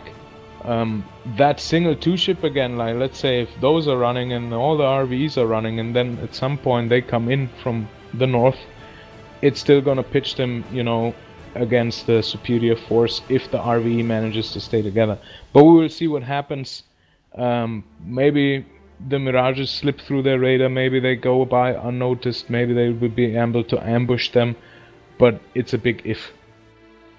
Separation now is 30 nautical miles. You know, it could work if this is the direction that the 59th runs to. If they run to the northeast, instead of just leaving that Mirage 2-ship out there isolated and leaving the front F-15s from Decoy and RJF by themselves. It just depends on how this plays out, like you said.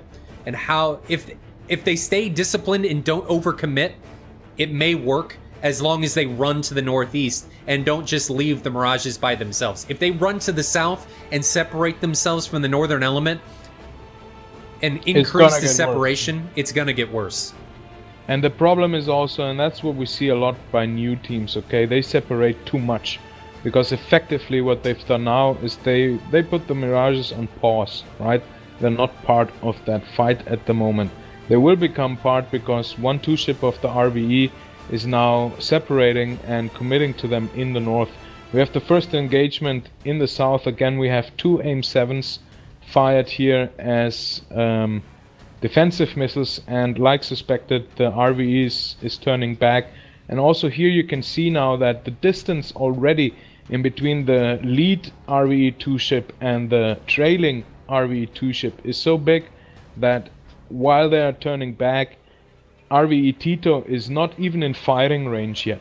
So here's what happens, is a lot of circling and running around with little missiles being fired and little pressure being put on the enemy, which means that the enemy, because he's the one who's head on the running guys, can put up pressure and be more fuel conservative, which gives him the longer arm.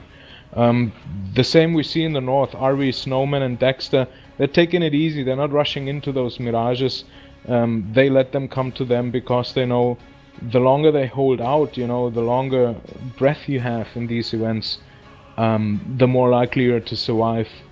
Whereas the 59th went head over heels into it and not even in full force. And now basically they're reacting instead of acting. So we do see separation from the northern Mirage 2 ship, and they've isolated themselves, but luckily it's down to a 2v2. We'll have to see what Tito does here centrally, if he comes up north to help the 2 ship of Snowman and Dexter, or if he stays down south in the 4v4 with him, Tito, J-Man, Cover Now, and Crips against RJF, Decoy, Bob, and Maffers. So we may see our first merge, Gemini and Peffington versus Daxter. Do they see him? We see a Mantra coming off the rails. They've got to see him. Here comes a 120B. Is it close enough? Looks like it could be. Is Gemini going to be able to defend that? That A120B is going to be dangerous. But then again, it's only an A120.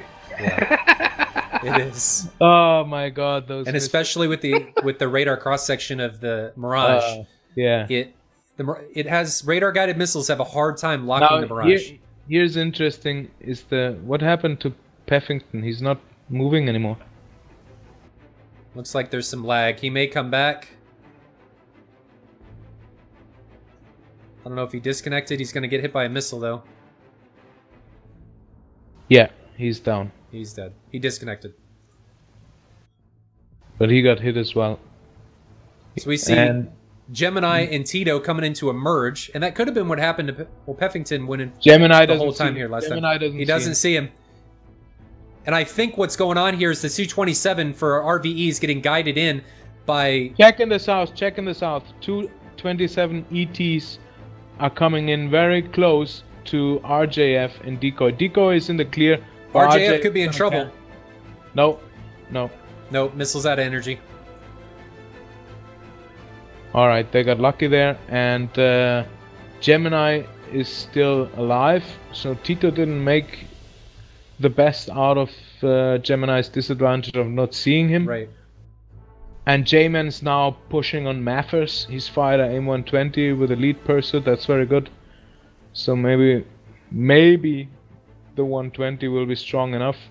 And Maffers here is firing an incredibly long shot on Tito. But that could be to support Gemini as he comes down south. This is not a bad thing to do because, like we explained in previous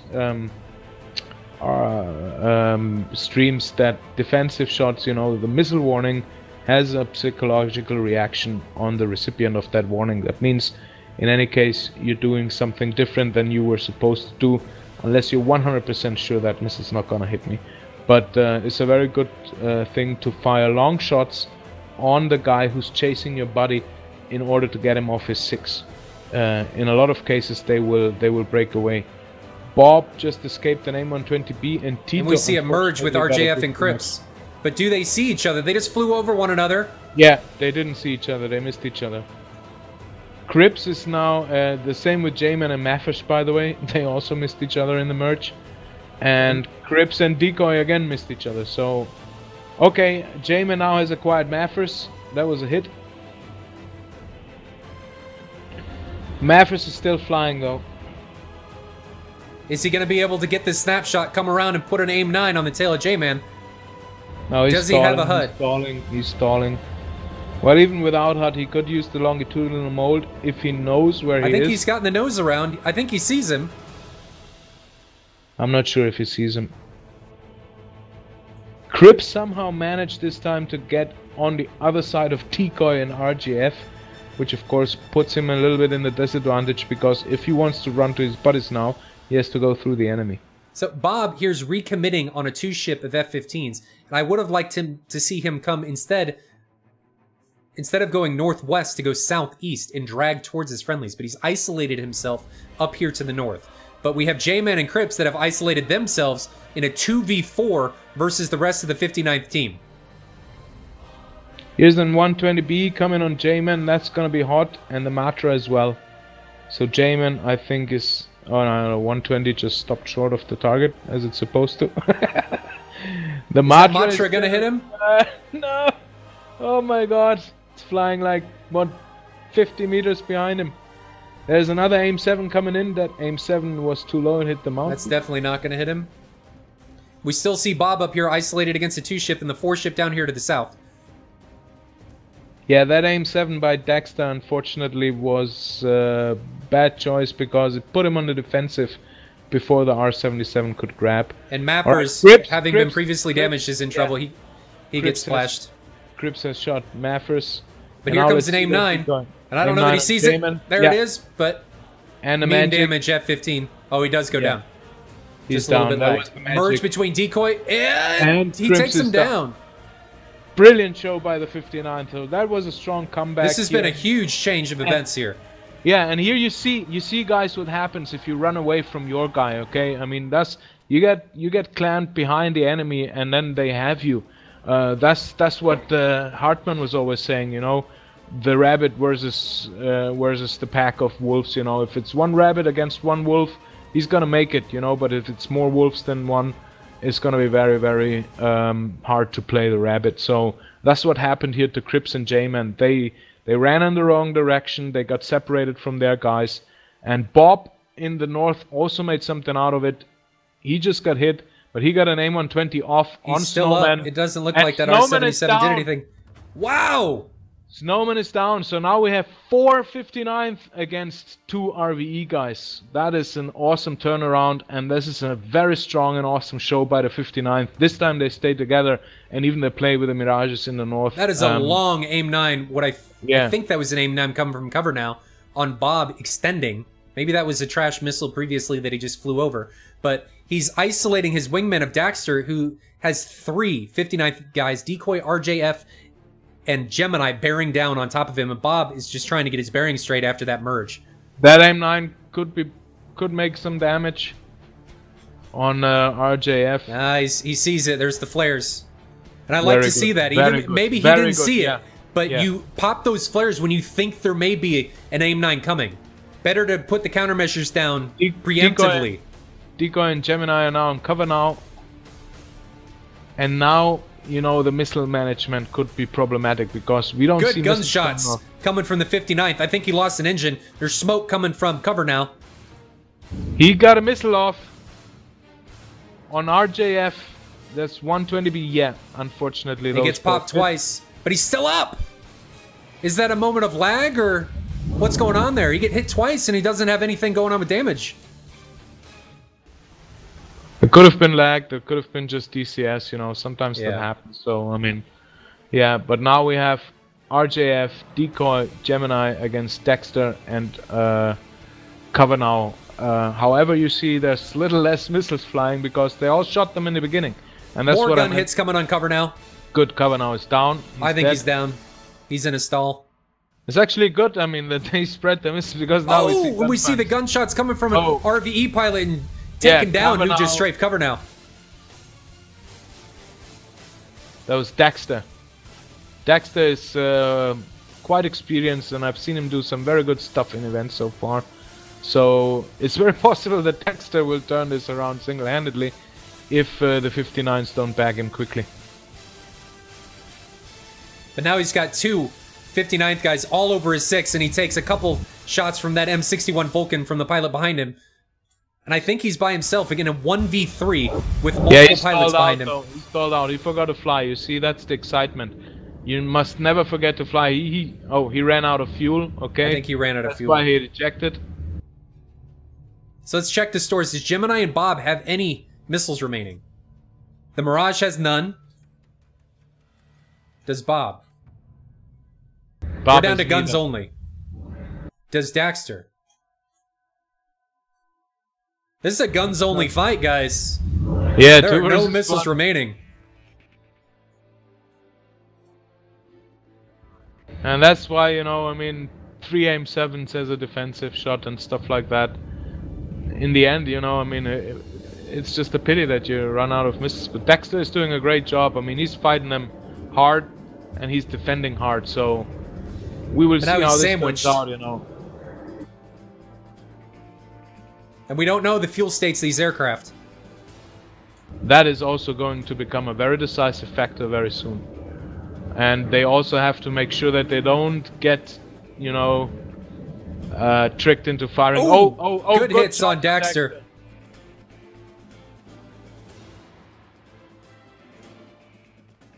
Now I would let him die off and make sure that I prepare my RTB. Yeah, I would go into a saunter here and just make sure that I can get home. Yeah, they need a climb or it's gonna be a draw. Usually I would type now, watch the fuel guys, watch the fuel, but yeah, that is not up to us. He's finishing him off though. There goes the wing. But he still could be up. Yeah.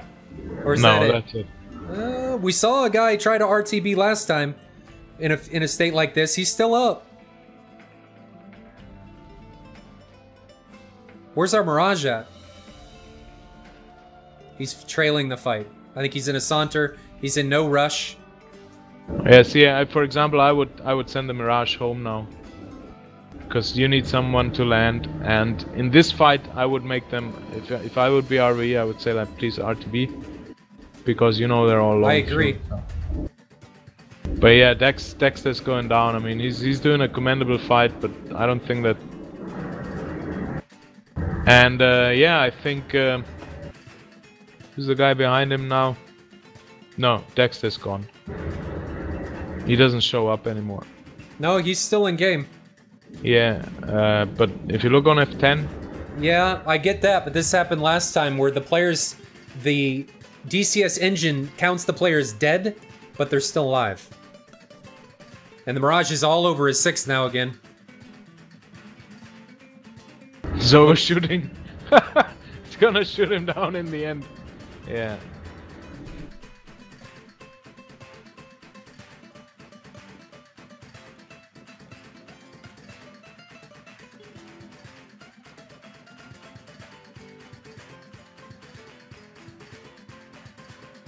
By the way, that F-15 that got hit and nothing happened, I think that was RJF, and I think in the end he ran out of fuel.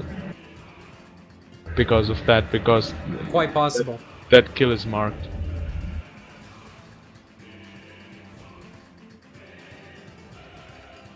So we do see Bob. It looks like Bob is now RTB. That's a good decision. One of them at least needs to make it home. So, you know, the guy without weapons and with a little bit of fuel left, go home immediately. I agree. It's a good decision. Leave Gemini here. Try and see if you can get the opposing F-15 to run out of fuel.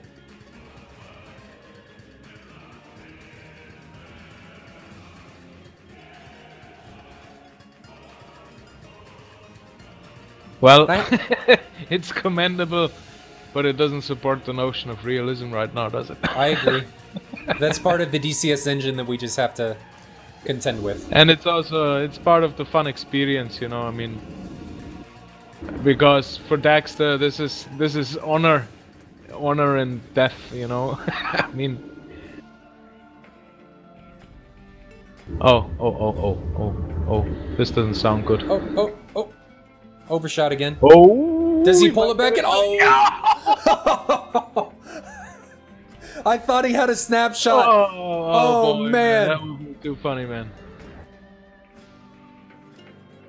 But yeah, the Mirage, boom and zoom, buddy, don't overshoot.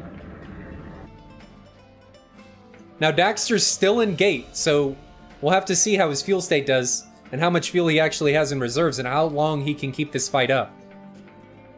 I mean, what he's thinking is like if he's not really flying home, you know. He's headed towards the mountains there, not really towards makeup.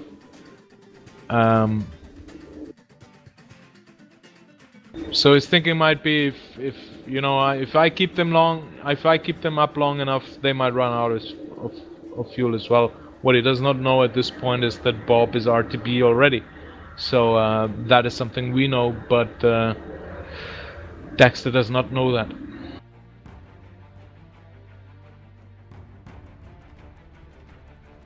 Really thinks they're all still in fight with him.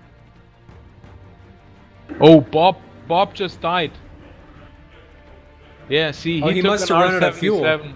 Yeah, he took an R77, so something ran out, and he didn't make it home. So now it's very important, if the 59th wants to bring that home,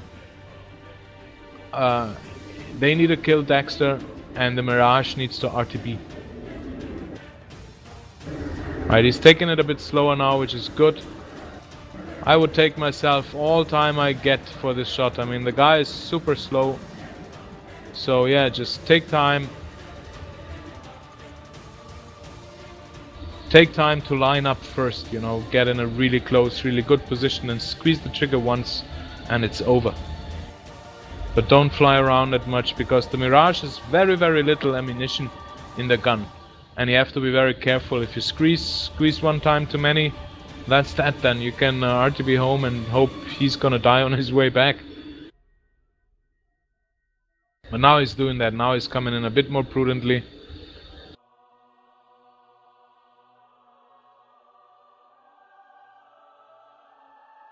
He hit him again. That looks like a hit. But he hit the same wing that's already hit. I saw that. Come on, little Mirage. You can do it. It's not that I wish Dexter wouldn't survive, but... Uh-oh. What's going on with the spin? This may be it. Yeah. I think that's it. There's the ejection. Yeah. Now, the question is, after Gemini capitalized on that, and it took a while, but he was able to capitalize on that, does he have the fuel to make it home? I sure hope for him. We've got a flight of 67 nautical miles.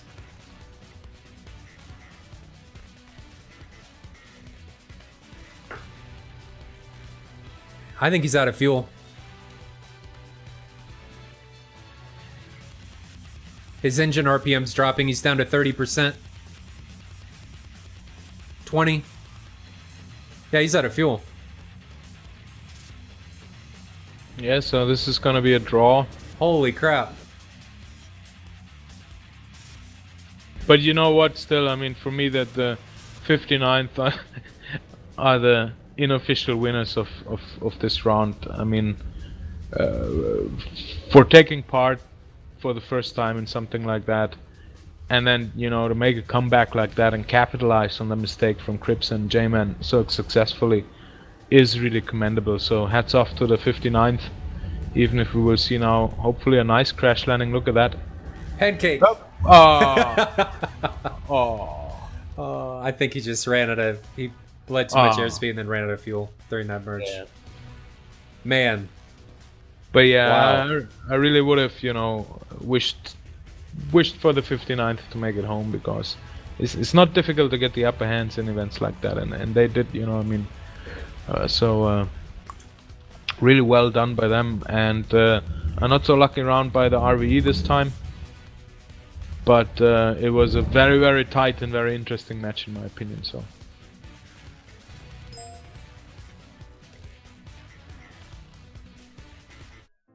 Whew. Man, it just keeps going. So we are down to... We're not down to. We have first match being won by RvE. The second match was a draw. So this match is going to end either one of two ways. It can end in a draw if 59th wins, or it's going to end in an RvE victory because they already have a win.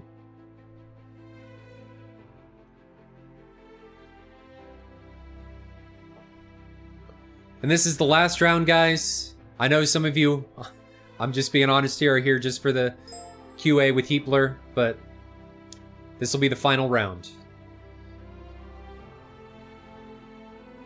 Just waiting for the server to come down, get it restarted.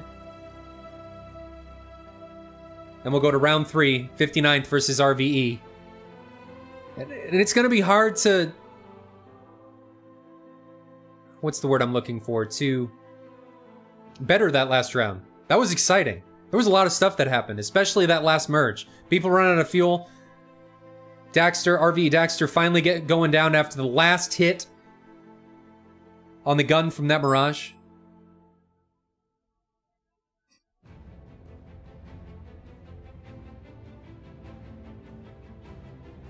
Yeah, I mean, it's, you know, the shortcomings of DCF sometimes can create a lot of excitement too. You know, you get guys flying around with one wing like that. I mean, that's just a game, you know, and it can happen to everybody, so it's fair in that.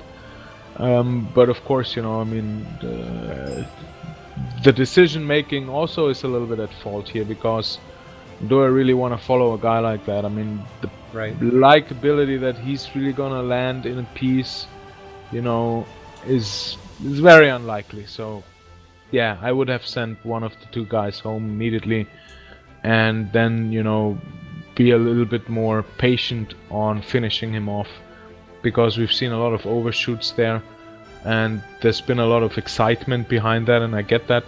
You're running out of fuel, you know, you're only down to guns and so on, but again, you know, it starts all the way back with the very first shots fired, which again were, you know, multiple aim 7s as defensive shots, multiple 120Bs on targets that cannot be reached.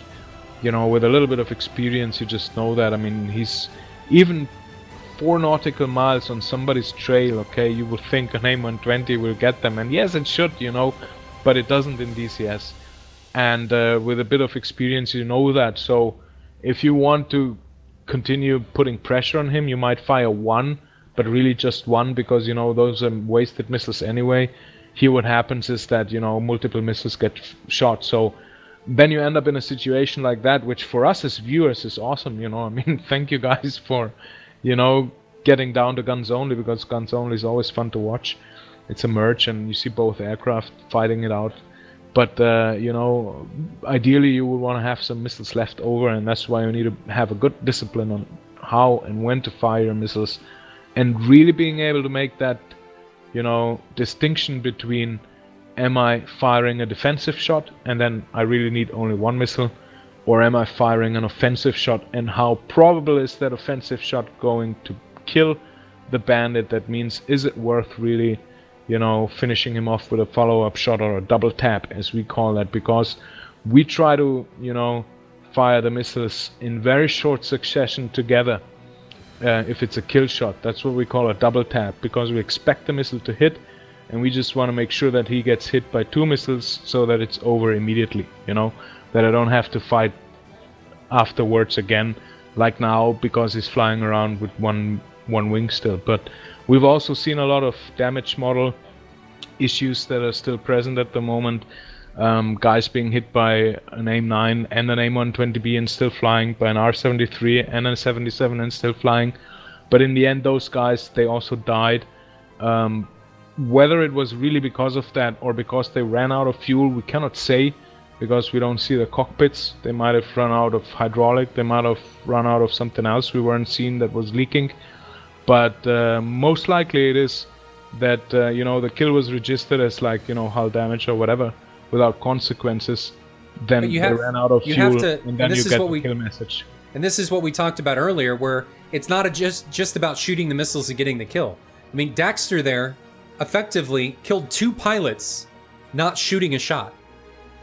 And that's part of what DCS is and what flying is, outside of just pulling the trigger and seeing your missile slam into somebody. It's the maneuver kills. It's Daxter knew what he had to do, and that was drag these guys, since he was already damaged, to a point where they were unable, since they ran out of fuel or were in such a damaged state, unable to return to base to win the round. And that's exactly what he did. He capitalized on what he had, used it to his advantage, and brought the round to a draw, which I think, in the given situation, was the best outcome that he could hope for. Absolutely, man. I mean, that was some very commendable flying. I mean, it looks very junky and goofy from the outside because of damage model, and there's an F-15 flying with only 1 wing, but you can bet your ass, you know, he's been fighting his butt off in order to stay alive, to jink the shots, the gunshots, you know, to fly as slow and stable as he could with only one wing, to you know, trim it out, as we say. But he did it very well, you know, and that's why they kept overshooting, that's why they didn't hit him, and that's why they put themselves into a situation where they ultimately ran out of fuel and killed themselves. So yeah, those 2 kills, they definitely go on Dexter's account, and that's some very good flying, you know.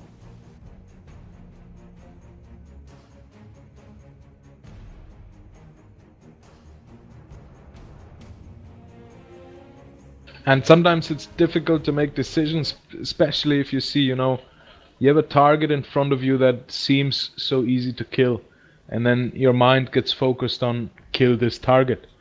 But, you know, you forget that probably the wiser decision and the tactically better decision would be to, you know, simply RTB and, you know, that extremely damaged aircraft.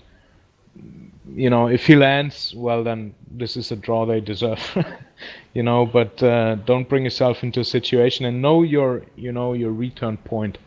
That's very important. Like what we train is that our guys, when they run Joker, they have to say Joker on comms so that everybody knows, and the same is for bingo. And bingo means that you might stick around for another 2,000, you know, but then it's really high noon to get home, and that's what you do. You exit the fight, and you think of RTBing because you're no value to anybody being dead because you ran out of fuel. Right.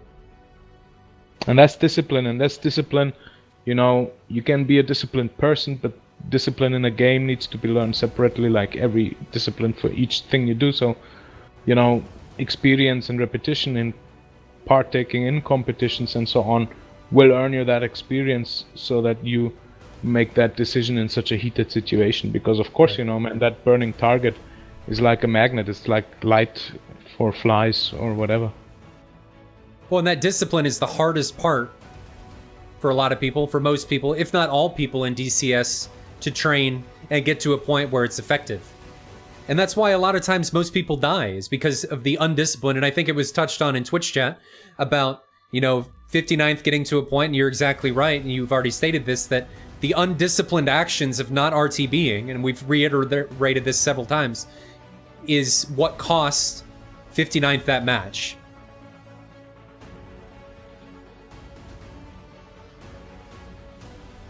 And that doesn't mean that they're an undisciplined bunch. We've seen that they're disciplined, you know, we've seen how they line up, how they fly their formation.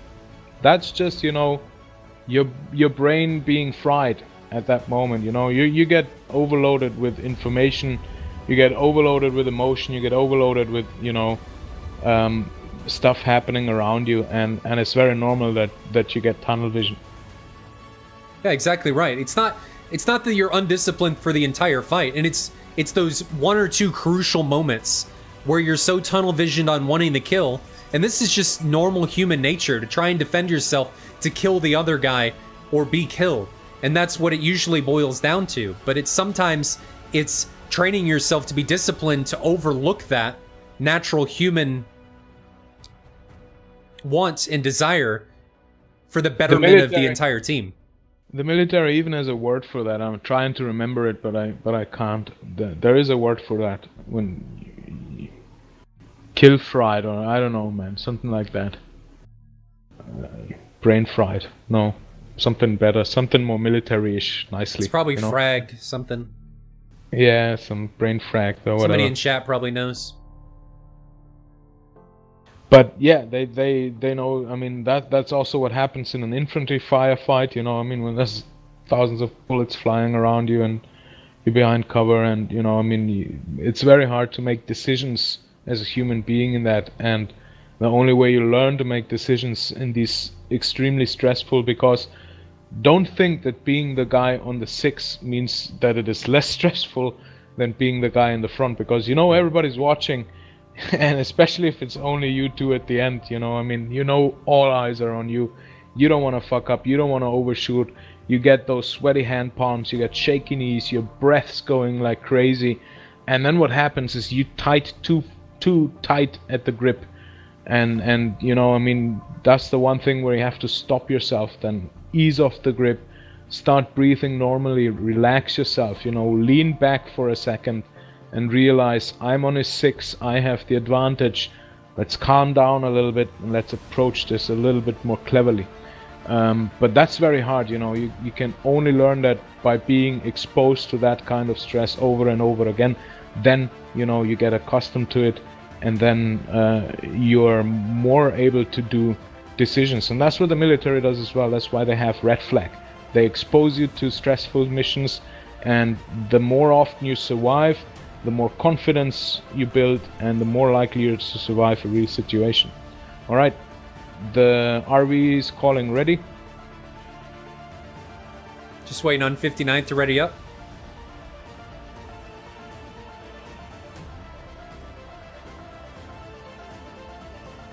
And while we wait, guys, I'd like to emphasize that it's not about just how many events you've flown in or your flight experience. There's a lot of guys that have flown in tons of these events that still have issues with discipline.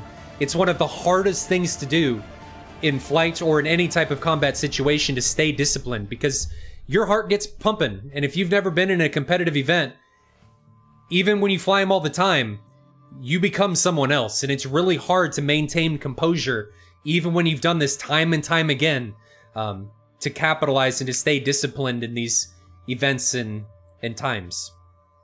Well, the most important thing, first of all, is that you want to be disciplined. And then the second most important thing is that you train with a specific focus on discipline. That starts with radio discipline, when communicating with your crew, and so on. You know, I mean, like taxiing, exactly, like pulling up. So all these parts figure in. And that's why I say it's so important, you know. If you want to achieve that kind of level of discipline while flying in events or in a competitive environment, then yes, it is important how you taxi, yes, it is important how you line up on the runway, and yes, it is important how you talk on radio above all, you know, and that you constantly keep reminding yourself, because in the beginning, your brain and the stimuli that are overflooding it, you know, it needs help from you by having that, you know, 2% of consciousness left to remind yourself, hey, I wanted to be disciplined, let's not do that. Alright, the guys are taking off, and again we see the RvE as before in their stacked takeoff, and the 59th is taking off in formation again. We have the same flights as we had before. RJF and Decoy, Mathers and Bob, and Gemini and Peffington. I always want to say Purlington for some reason. Right. Peffington. And then we have J-Man and Tito as the lead fly, Crips and Cover now again, and Snowman and Dexter. And again on the blue side for RvE we have mixed ships, F-15s and S-27s / J-11s. Can I just call them S-27s? No, okay. And then we have. I mean, they are technically Su-20 flankers, but yeah, it's less. Yeah, but alright, let's stay accurate. Yeah.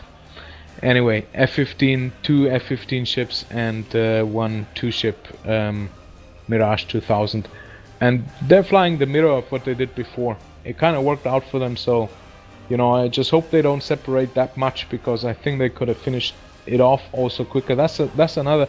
So you see all those kind of decisions, they stack up on each other, and then, you know, of course, influence the outcome. Would they have been closer in that setup, and would they have managed, you know, that RvE to capitalize on the same mistake from RvE? They would have killed them off quicker, because, you know, they would have taken less time to fly back to where they are, or where the other guys are, rather than being split apart so far, you know. And again, you see the Mirages, they are stretching out quite far, and basically are separating themselves from the main group. The RvE has that separation as well in a triangle, and in my opinion that separation is too big. Let's see, the distance is 15 kilometers, so yeah, I mean, you know, it takes a while to fly 15 kilometers, and it's about 1 effective missile length, you know. I mean, I would like at least to be half a missile length, effective missile length behind them, so that, you know, when they turn back and that other guy comes flying behind them, he's gonna already be flying into my missile. If I leave him a whole missile arm length in between, he has time to go defensive as well, and so on, and my missile is more likely gonna be a defensive shot than an offensive shot, and. So I think, you know, a little bit less separation, at least in between two of the flights, is better for the overall tactical advantage of the team. So going back to last round, what would we have liked to see? We talked about discipline already, so we don't need to necessarily talk on that. What could we have seen better from both teams that could have brought the victory either way? Distance and stay with each other, you know, that's the main part that we see in every round and every match over and over again. People run away from each other instead of towards each other. People, you know, fly their formations with too big separations, so they cannot really effectively help each other. And what that takes is more fuel being burned, more missiles being shot that are not effective, and it leads to exactly what we've seen in the last round, that is being down to 3 guys, almost out of fuel, guns only, and some strange and unlucky stuff happening, a guy being able to fly with 1 wing, and then ultimately then defeats you because you haven't been disciplined enough before. So those things, they all kind of, you know, go together hand in hand. So yeah, I hope this time what both can do better, run towards each other and stay more together.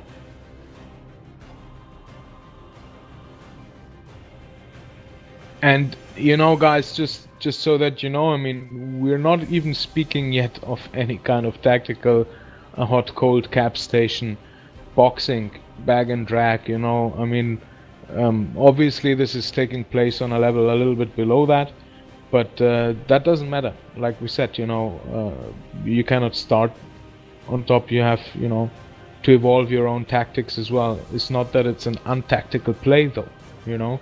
Just because not that or this standard fancy tactic is being used, right, doesn't mean that there's tactics at place. It doesn't mean that there are no tactics at place. There are very well tactics at place. Teams are getting closer. We are now 45 nautical miles apart. Again, essentially opposite formations. We've got two elements leading the way for 59th and a single element leading the way for RvE. Last time we saw the Mirage element break away, and they may be doing that right now. We see the two-ship breaking off now to the southeast. And we'll have to see if they're able to isolate a two-ship from RvE like they did last time. You can see that what they fly is directions, not you know, they don't fly the HSI. So they're not saying like the Mirages will always separate north, but what they say is like always to the right, which kind of indicates that they trained for this in a similar manner, and that basically what they always did during the training is that the Mirages go right and those guys straight. Those guys go straight, so, you know, now they keep repeating that because this was the most successful thing they found. But, you know, this is a speculation, but things like that can indicate that. Because again, you see... Go ahead. Because you see it's simply mirrored from what it was before, right? Is the first shot coming off from RV Jamin. And yep, you can see the early aim 7 again. Yeah, it's a defensive shot, but here you can see that's missile discipline. Okay, I mean that aim 7 is gonna give enough missile warning so that you don't need to fire a second one. Right. And it's gonna keep the enemy at bay. And it looks like the 59th RJF isn't even respecting that aim 7. He's maintaining. Well, J-Man's obviously broken the lock, so that missile is effectively dead in the water. But I want to touch back on the rules because people are talking about if 59th had RTP'd earlier, would they have just effectively pushed this to a draw? And the answer to that is not necessarily, because what can happen with this situation with the circle is if RvE was able to maintain the circle for 5 minutes, they win the round. So the circle is everything. We've got an ET coming from RJF. Does he see it? It looks like he does. He's respecting it and turning cold. No flares yet, but I don't know that that ET is going to have the energy to keep up that pursuit in that split S. No.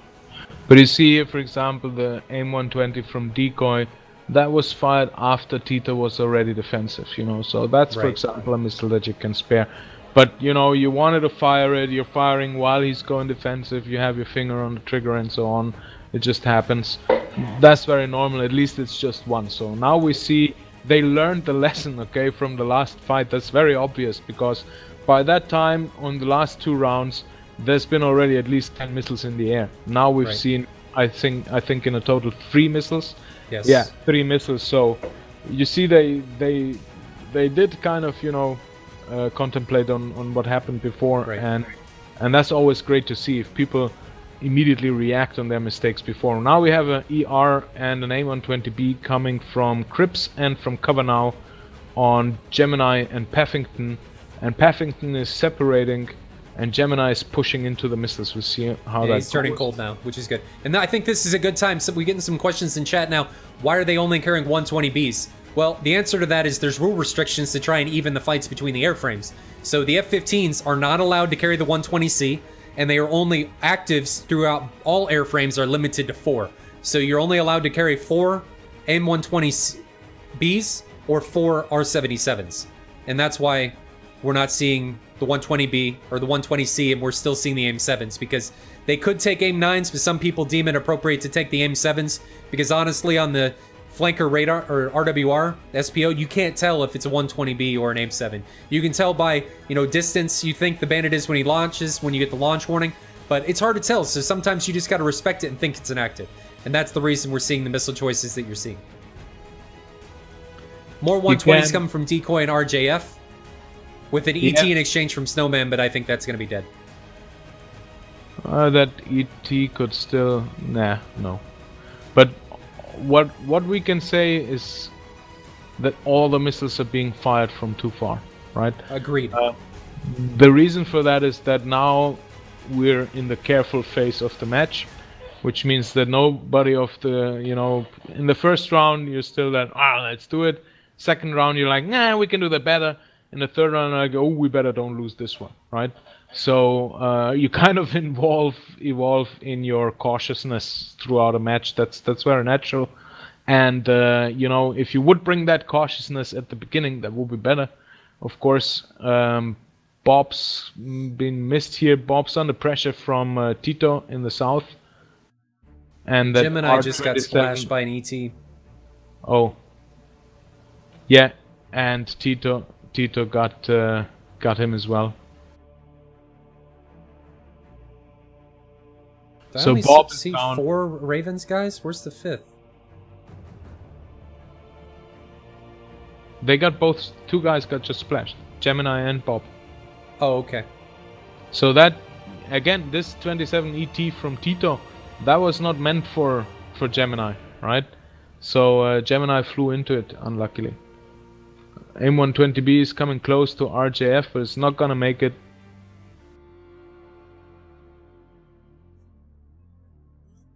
Yeah, the missile's dead. And now again you can see, you know, what it meant that the Mirage is separated so far. Right. Effington is isolated completely. Maffer's gonna be clamped by 3 guys here, and you have a very even, you know, Jamin and Snowman versus Decoy and RJF, who again are completely separated. So I missed another merge down here to the south. Paffington is dead. He got hit by Cover Now by an AIM-9, and Maffers is now being chased by Daxter. So basically what we see here again is more or less a repetition of the first round, right? That's what happened to them before. They stretched too thin, they ran away from each other. Now Daxter scored his kill, and we have only RJF and Decoy left, so it's a very easy play for the RvE now. The RvE made a better job in staying together. At least, you know, they have a chain kind of linked from north to south. Gotta respect this missile. Yeah. Oh, that AIM-9. It missed. Nope. Lost lock. So RJF, sole guy to be dealt with. And there's still all 6 RvE guys left. So all together, you know, RvE got its strength back, and didn't do the same mistake as before to run away from each other. They fairly stayed together, and 59th got stretched thin. and that's what cost them dearly. Well, and RvE was able to capitalize on the separated nature of 59th here. Yeah, and also, you know, in the south, when you had the two Mirages, when they were engaged, Peffington turned cold before being engaged, while the other guy was pressing Gemini, and it separated them even more, you know, and so in the end, it turned out being single ship by single ship by single ship, rather than any, you know,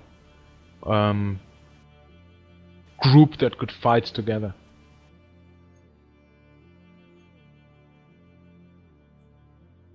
Looks like RvE Daxter's doing it right here. He's looks to be out of the fight, but he's climbing to gain altitude, get that speed and energy advantage to then re-enter the fight up here to the north. He's got some distance to cover, but this is what I like to see. If you're out of the engagement, get some altitude back. Don't just stay low.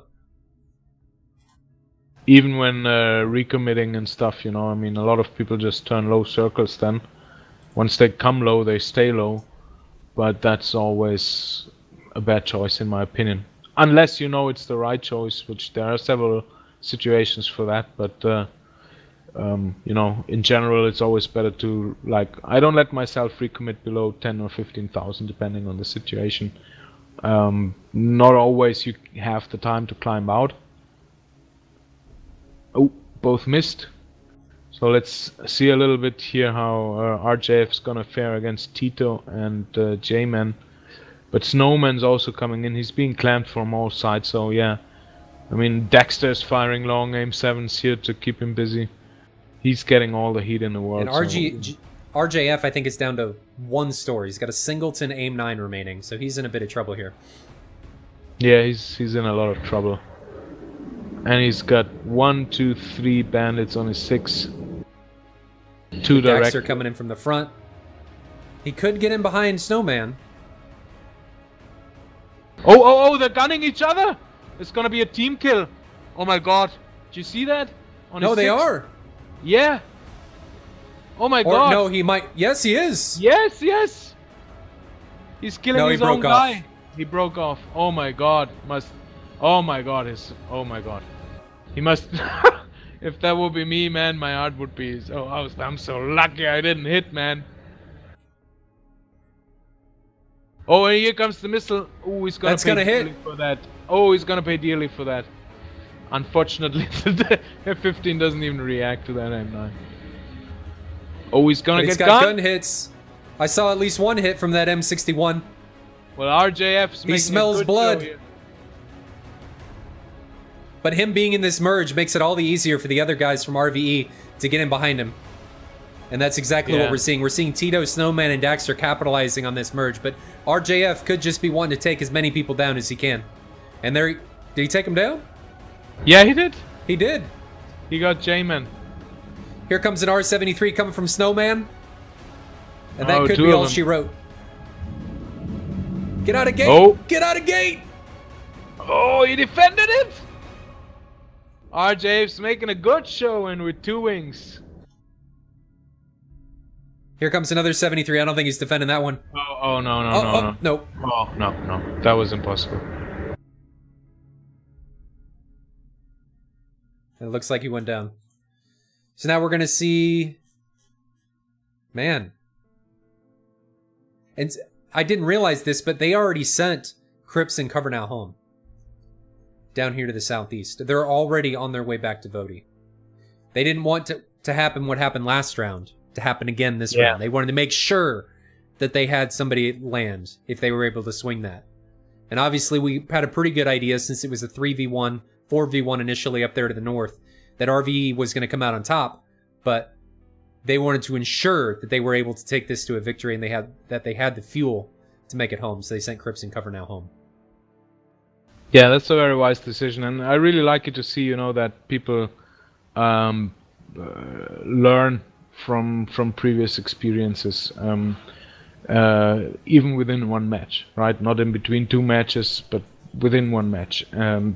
Both teams did, and again, you know, for the 59th, for being such a young squadron to competitive environment, they did a great job, you know. I mean, unfortunately, they had this idea of you know, being stacked out and kind of flanking around, and those are all great ideas on paper, you know, but when you get thrown into the fray and into the mix, you know, they all fall apart way too quickly, and then what happens is, what happened to them is that you're stretched out way too thin. You basically, your flights break up in single ships, which are way easier to pick off by the enemy if he stays together than, you know, multiple bandits, because you need to sort them and sort them correctly and so on. But yeah, I mean, unlucky. But RJF showed a really good show at the end. I mean, that he got J-Man, I think it was J-Man, excuse me, I think it was J-Man who was going in there for a team kill, and luckily didn't hit him, and luckily got you know, pulled off quickly enough through comms probably. The guy is saying like, hey, why are you shooting me? The bandits on our front. But that's why it's important to have televisual and to communicate, you know, to have that communication, to say like, are you on his 6? Where is he? Is he in front of you? And if it's like, I'm on his 6, then you know that the second guy in the row, he cannot be the bandit. He's your buddy and stuff. And that's what it means when you have televisual. Tally is for the bandit, visual is for the friendly. Televisual means that you see both and then you know who is who. That is so crucial in a 2 versus 1, because otherwise, when it's only F-15s, you know, and again your heart is pumping, your brain fragged or whatever we call that, and decisions are being impaired through that, and it's very, very quick and very, very likely that you're shooting the wrong guy. So this can happen to the best pilots, and comms is what saves you then, and you know, the increased situational awareness through your team. But RJF managed to capitalize on it greatly. You know, he shot him with an AIM-9 and then gunned him, and I think there was a really nice ending. So, you know, 59th did not go out and did not go down without a fight.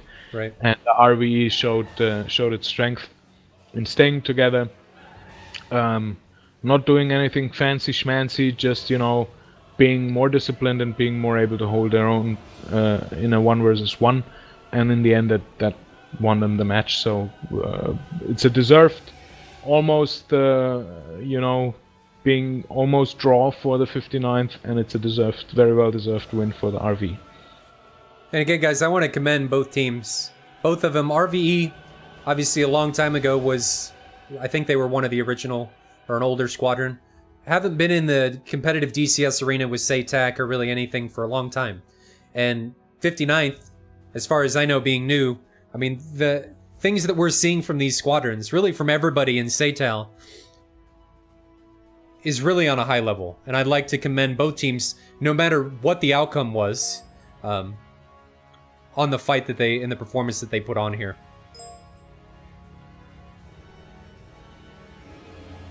Absolutely.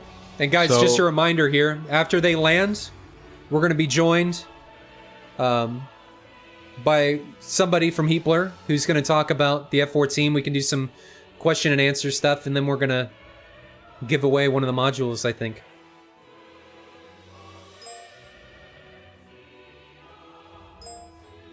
Actually, while we're waiting till they land, we want to finish on something, some more analysis. Maybe Johan was watching. Sure. So, you know, it would be nice maybe to hear what he has to say about the match and stuff like that too. So I can move him down as soon as he gets in. Yeah, I think he's already down in the AFK channel. HP Nakai. Oh, let me grab him. User was moved to your channel. Alright guys, I'd like to welcome Johan Nakai, who is the technical advisor for Heatblur, and he's the chief editor of the manual. And he's here today to answer your questions. He's very savvy in systems. He knows a lot about the Advanced Weapons Group 9, and like we said, we're going to focus a little bit on Rio, but let's give him a moment to breathe and to arrive in the stream before we bombard him with questions. So welcome, Johan. Malta, you want to say something? Well, hello. So like you said, my name is Johan, and I'm from Heatblur, and I'd just like to thank you guys for being able to take part. Yeah, and I want to thank Heatblur again. I know we touched on this at the beginning of the stream, for everything that they've done, for the commitment that you guys have done for SATAL. And this is really a first in DCS world history. I mean, the partnership that we've formed with Heatblur and the things that Heatblur is committed to this endeavor is really big. And I'm really excited to see what comes now with our current events and what comes into the future with DCS World, what Heatblur has, and what we can make happen. So, touching on this real quick, I just want to get your comments. I don't know how much you watched the match, of what you thought of the match between RvE and 59th.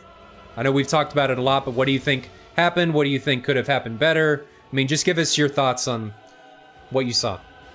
Well, I'm not an expert in any stretch of imagination, but I think what your commentary said quite a lot actually, and I do agree that the cohesion and the discipline of RvE told through in the end, even though some of the matches were more interesting than other ones. I particularly liked the solitary F-15 holding out both of the Raven guys in the second one. Absolutely, that discipline is the backbone if you're flying, you know, and if you're a careful and disciplined fighter, you know, you might not be that super talented ace, but you're still gonna survive more likely, as if you're the super talented ace that goes in, you know, with blinders on left and right and just kill, and forgets about everything else in that moment, like Stooge does often. Yeah, target fixation is not a good thing in all cases. Yeah, so do you guys want me to introduce myself, or how do you want to lay this Yeah, go ahead. out? That'd be good. My day job, seeing as most of the guys at Heatblur doesn't have this as a whole-time job, my daytime job is as a weapons engineering officer in the Swedish Navy, and my position at Heatblur basically is a technical advisor and main editor for the manual for F-14. So my backgrounds in weapons engineering actually helps me quite a lot with the radar stuff and so on. All of our developers aren't from the beginning that savvy in the radar and general system stuff, but they're certainly getting there. And I do have a few like topics laid out, but you guys can decide if you want to start with that or just take questions. Maybe we can go ahead, Mike. Yeah, maybe we start a little bit with your topics, Johan, and then we can open the podium to questions. And then, of course, we don't have to forget that we're still giving away an F-14 Tomcat to one of the lucky viewers today. So keep strapped in, guys. A lot of good stuff is coming right now. Okay, cool. So one of the things I wanted to touch on first is actually like the difference between the A and B model, seeing as we're focusing now on the B model, just like clearing up the big differences between them two. And I'm guessing most of you guys know that the engines are a big part of it, and it will be for sure more interesting to fly the Dash A one. But there's also a couple of small differences in the systems. And for example, the radar warning system will be one of the biggest differences for the Rio, being that the A model has the ALR-47, which is a more analog system. It's more akin to the Vegan system, and the B version, which we will be releasing first, is actually quite similar to the radar warning system of the F-18, having an ALR-67. It will be standalone, unlike the F-18, so it will be a separate display, but it will be, in a sense, the same system. And yeah, I don't know if there's any questions directly related to the different versions, you guys? Iron Mike, I'm gonna let you take the forefront here for just a minute. I gotta correct something on the stream here. Roger, buddy. So yeah, does anybody have any questions regarding to the difference between the F-14A and the F-14B? There are a couple of differences, and I think the main difference is Johan already added. I think another question, Johan, that a lot of people might have is when it comes to the engines. Can you tell us a little bit about that? Yeah, so like the TF38 for the A model was kind of a stopgap engine for the F14, and the main difference will be the total thrust available. But another really important thing to keep in mind if flying the Dash A is that the engines are much more temperamental and prone to compression stalls and so on, which we already have modeled in the Viggen. But mostly it's the engine power and that you have to manage the engines more carefully. Roger that. Another question here was, when do we get it? Of course, soon. TM. Yeah, well, wing sweep manual and automatic. Maybe you guys can elaborate a bit. What about IR version? Do you mean the IRST or just the capability of fire IR weapons? That question was okay, so by... I can briefly answer all of them. Let's see here. Like a wing sweep, we'll already have modeled both the automatic mode and the manual mode. So, and we're fleshing out the totally manual one where you can override and manually set the wing sweep. But in normal operation, the aircraft will by itself choose the wing sweep. There's also a bomb mode in the wing sweep, right? Yeah, for sure. It's basically for dive bombing, and it basically swings the wings past a certain amount of sweep to make the aircraft more streamlined. Murillo asked, is there any significant difference in RvE between F-14A and F-14B? Naka already mentioned that. That is the RWR. What would you say is the difference? Like, maybe we can draw for the viewers a little bit more of a picture, like what would the RvE have to do in the F-14A and what can he do more or would he have to do different in the F-14B? Well, like I already mentioned, the RWR is a big difference because the A version has the ALR-45, which is basically more akin to the Viggen one, which gives bearings and just a general threat type instead of the exact system. But another big differentiator as well is that the B, our version of the B, will have lantern as well, and that will also be a big part of like the systems management for Rio.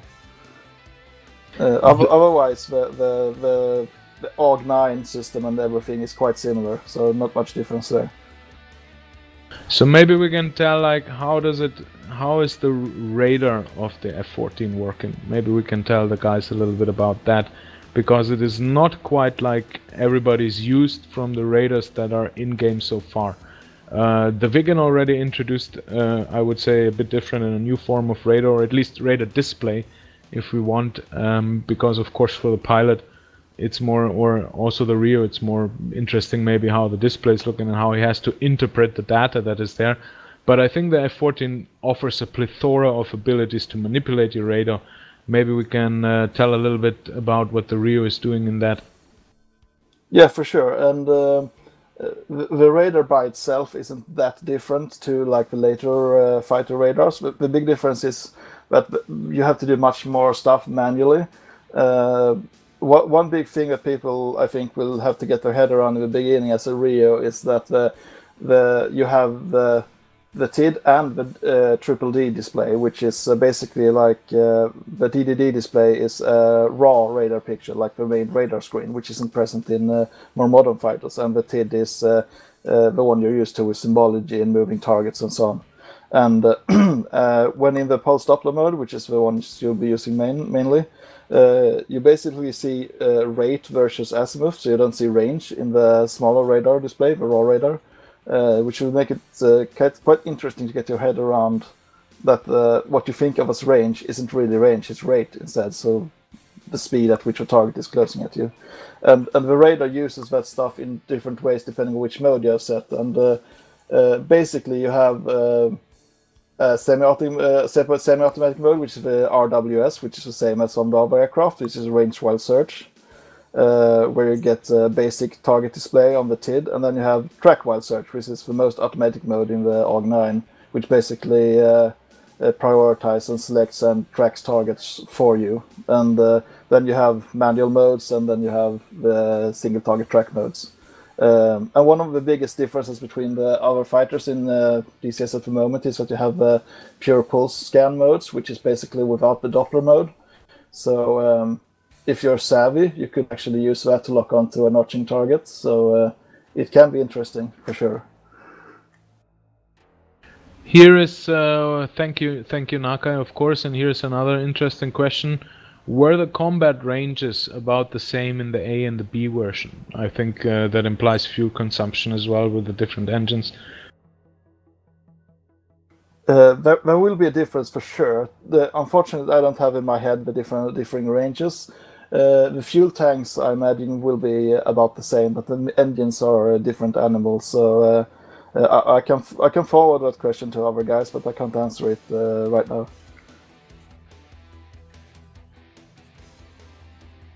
Another interesting question here is the F-14 had variable geometry inlets, however these were fixed by the US Navy, which decreased the top speed significantly. How will these be modeled in-game? For now, as we're doing the A and B models, we're modeling in as moving inlets. So they are actually in the engine codes, and we'll soon be hooked up to the new external model when that's available, so you will be able to see the move and everything.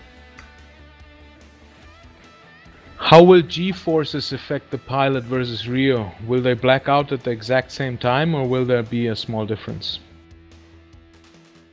Do you know that one, Nakai, actually? It's a good question. Yeah, it's a really good question. One we might actually have to think about. I'm not sure we actually have anything modeled at the moment, but if we can affect the different functionalities in DCS for making this, we would for sure like to add it in. In any case, they would both black out in a turn when a blackout is when there's over-G, right? Yeah, the biggest difference is in a flat spin where you have rotation around the Z-axis of aircraft, and as the pilot is further out from the center of the aircraft, he's experiences the most negative G, and that is why usually the Rio commands the ejection. So that HUD update rates were also a question. How will we manage these in the implementation of the F-14, the slow HUD update rates? We're currently still researching the different update rates. It depends on the data buses in the CAD-C and the different air data computers in the F-14. And the hard part is actually balancing the different elements. As different elements on the cockpit display doesn't update as fast as other ones, and basically the really important ones like target tracking and stuff updates more frequently, while the pitch ladder is a bit slower. And if it turns out that it's really a thing that people really don't like when they actually try the aircraft, we'll add in an option to make it more smooth if we haven't done it already at launch. How many pages has the F-14 manual, Johan? Well, it's still being written, of course. I'm aiming for something similar to the vegan manual, so a couple of 100 pages or something like that. It's going to be as big as it's needed at first in early access, and then we'll flesh out all the different additional systems as we add them in the early access. Will there be an Iranian version? Yes, there will be an Iranian version. You wanted to add something, Johan? Go ahead. Yeah, about the manual. We're aiming, of course, to have the manual available before early access, so you guys can read into the different stuff. But it will be released when it's in a state where we can actually feel like we can present it to you guys. Is HUD refresh rate like in real? We touched on that. It will be as real as it can get while still being playable, I would say, right?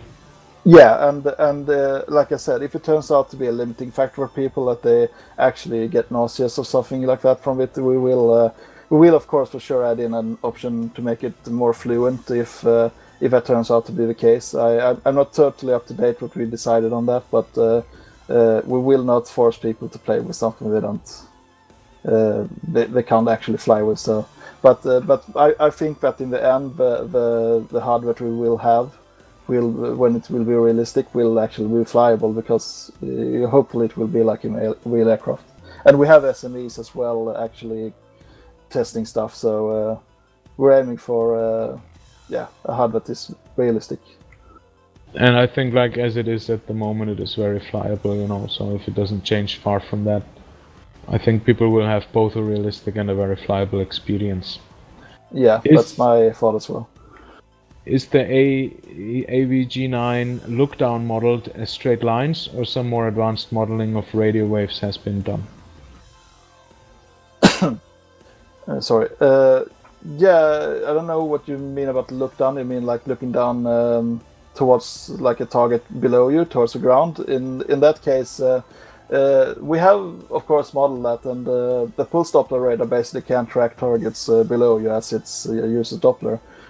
If you use pulse scan, you can actually use the ARG9 as a somewhat rudimentary ground mapping radar, like in the Viggen. Not as good, because the PS37 in the Viggen is of course made for that exact purpose, but you can actually use the radar in pulse scan to track navigational waypoints and update the INS system.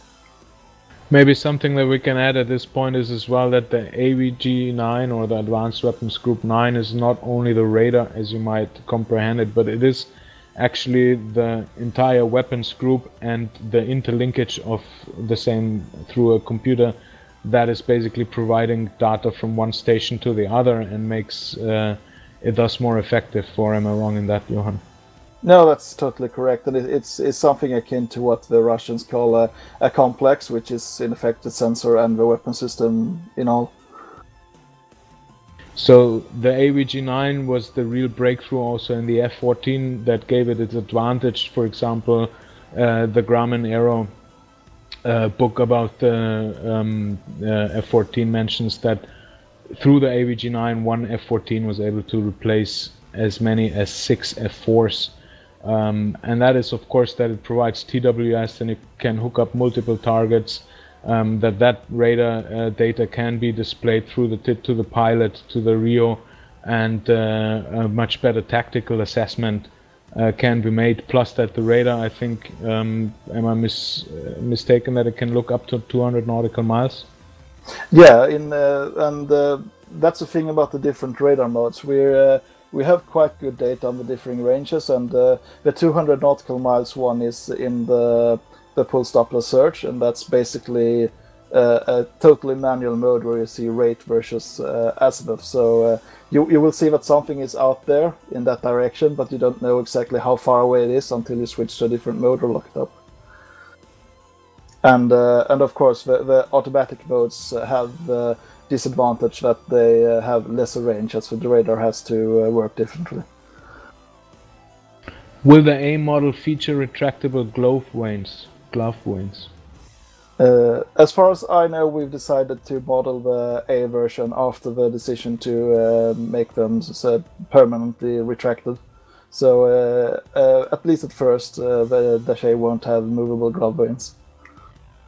Could you shed some light on how targeting with Jester is going to work in BVR and air-to-ground? Well, at first,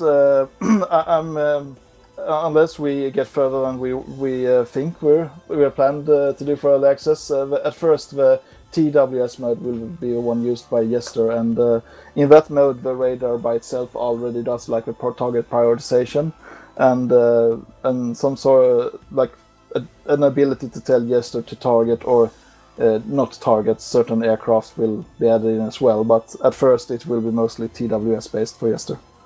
And you can still of course tell him to lock our targets up in a single target track, and that already works, to be honest.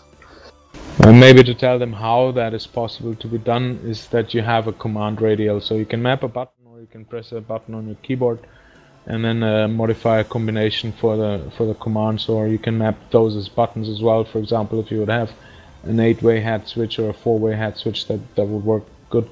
So you can bring up a radial command menu, much as you used also from other software games, simulators, where you have to control your NPCs or your AI if you want, and then you can go into a subsection of that command radio, for example STT. You can log next target or prioritize target 1 or target 2, closest target, and so on. So you will have very easy to navigate and to access command radio radial that will allow you to command Jester during these things. Yeah, so and I know that it's of course Weaver's area of expertise, but I know that a lot of the decisions at first was actually to make it similar to like shooter games and stuff, and also that you could be able to use a hat switch on a joystick to use it, so you wouldn't have to use your keyboard. So, did the giveaway already happen? No, it did not happen already. We're still going through the questions. There's so many. We're so sorry that we will not be able to answer all of them, guys. But let's stop talking and answering more. Will both the A and B be able to fire all versions of the AIM-54 that Heatblur will model? That's an interesting question. Yes, as far as I know, both versions will be capable to fire all the Phoenixes. Which F-14B standard will be presented? For example, which year? LTS pod, DFCS, Sparrowhawk, HUD, and so on. It will be a Tomcat with non-Sparrowhawk HUD and the Fishbowl TID. One part of it is actually on the art side, that we can use the same assets, but our manuals that we got in Holos is also that version. It's a bit difficult to say exactly the year, because what we increasingly found out as we were working with the Tomcat is that no Tomcat was similar to another Tomcat, and we basically even found the -D Tomcat which you still use the Fishbowl TID. So it's a bit of a hodgepodge for 14th Fleet, but Fishbowl TID, non-Sparrowhawk HUD, and ALR-67 for the -B. Will we still have the option for either a human or AI Rio? Can you give us an idea of what the AI Rio can do? Our aim is to have Jester be as capable as a normal human, a medium level Rio would be, and we still want a human Rio to be able to be better than Jester, but he will be a good option to have instead of a human if you can't find a Rio willing to fly with you. But we at the moment it's modeled like in single player you always have Jester, and in multiplayer you have Jester as long as you don't have a human Rio. A limitation in DCS at the moment is that you can't switch between front and back seat in multiplayer, so that's something we're asking ED about.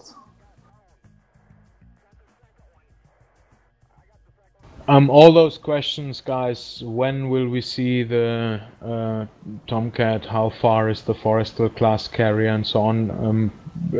To wrap them all up, maybe it's safe to say that everything is getting close to completion, and the team is hard at work, and that it's going to be soon. But we don't want to make predictions on that like we did the last time, so you guys are not disappointed. And of course we want to bring you the product as complete and well-rounded as possible. Is that safe to say, Johan? Yeah, and of course it depends on multiple factors, so it's really hard to make an accurate prediction. But like you say, we're for sure towards the end of the stretch.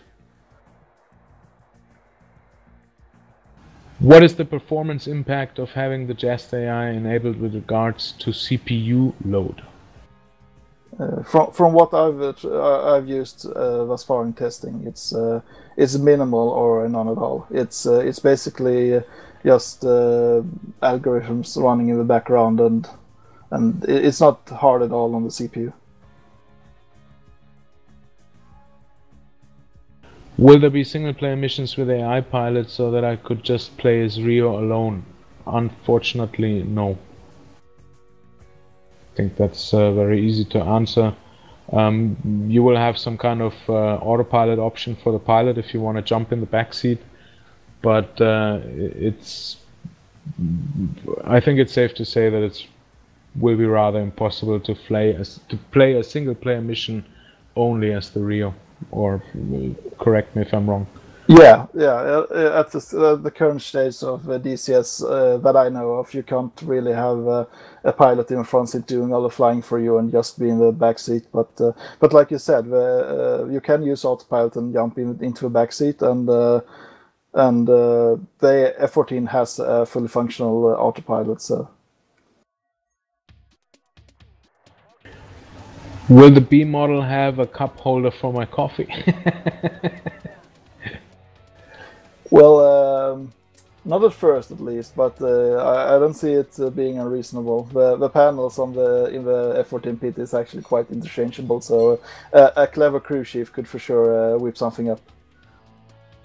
You know, you have to pull good cheese though when you roll, so Yeah. that the coffee stays within the mug. Okay, so maybe let's talk a little bit about the Rio more. When we say we can fine-tune the radar, Johan, what does that mean? In the pulse mode, you have fine-tuning capabilities. What parts of the radar can be tuned? How can they be tuned? Maybe we can talk a little bit about that.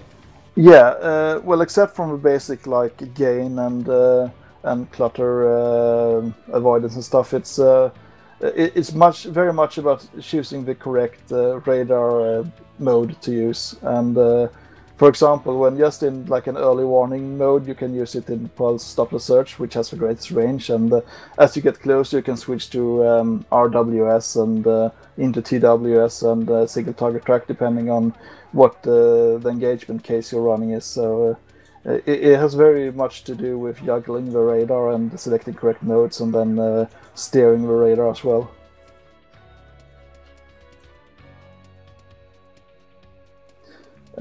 If you don't mind, one part we didn't really touch on is actually like the Rio's role in air-to-ground operations. If you feel like we should expand on that. Here's a good question. How does the Rio key in the lantern laser code for guiding munitions, wandering from an AFAC perspective? That's a good question.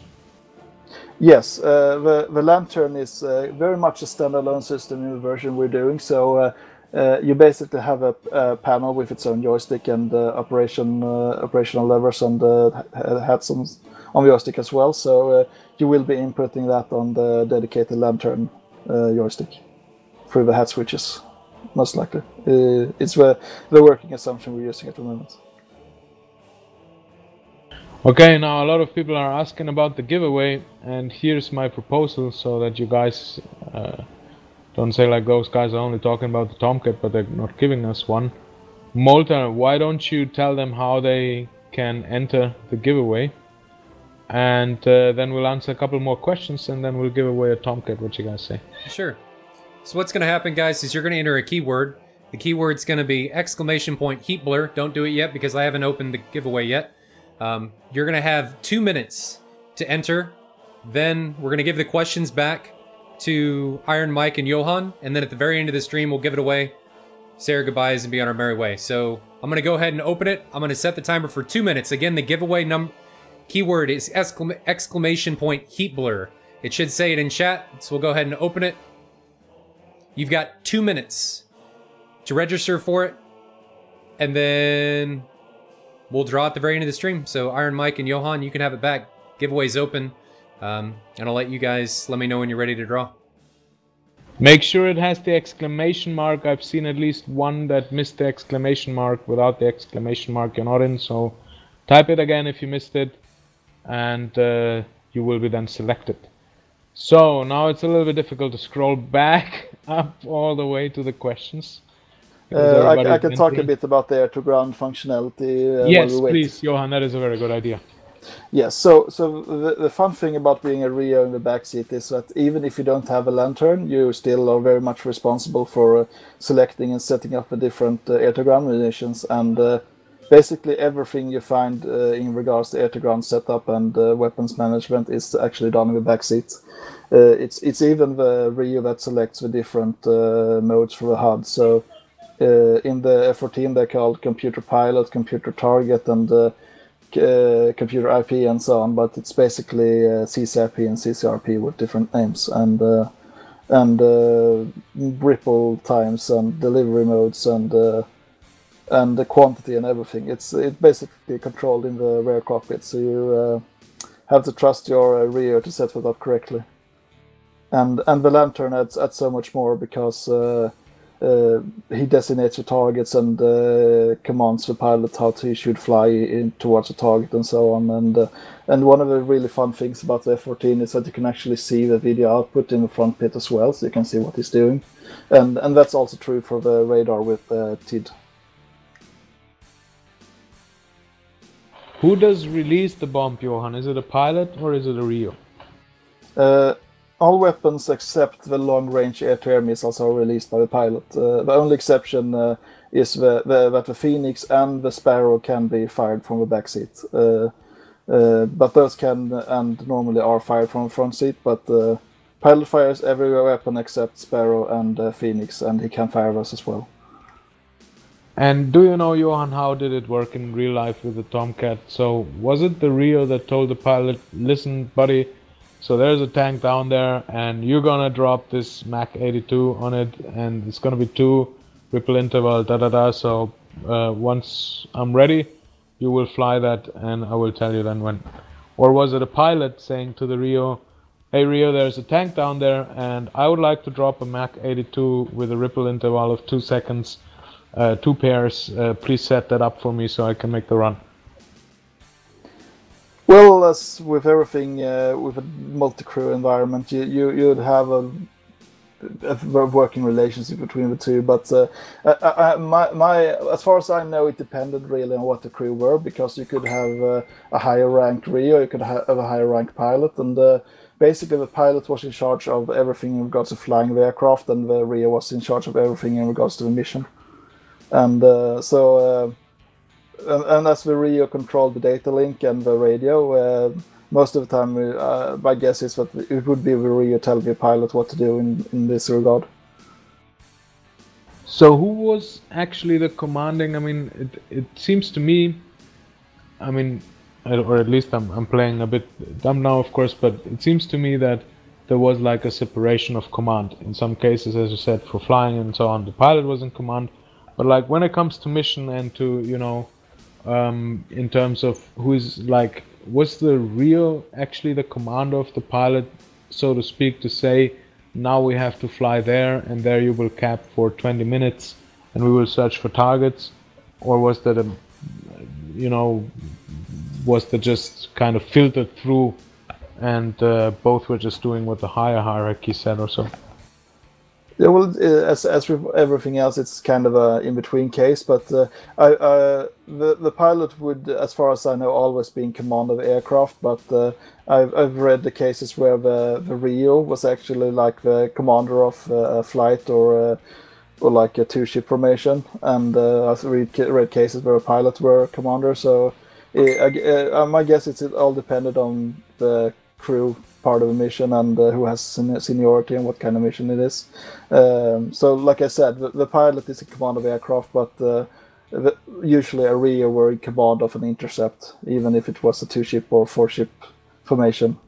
So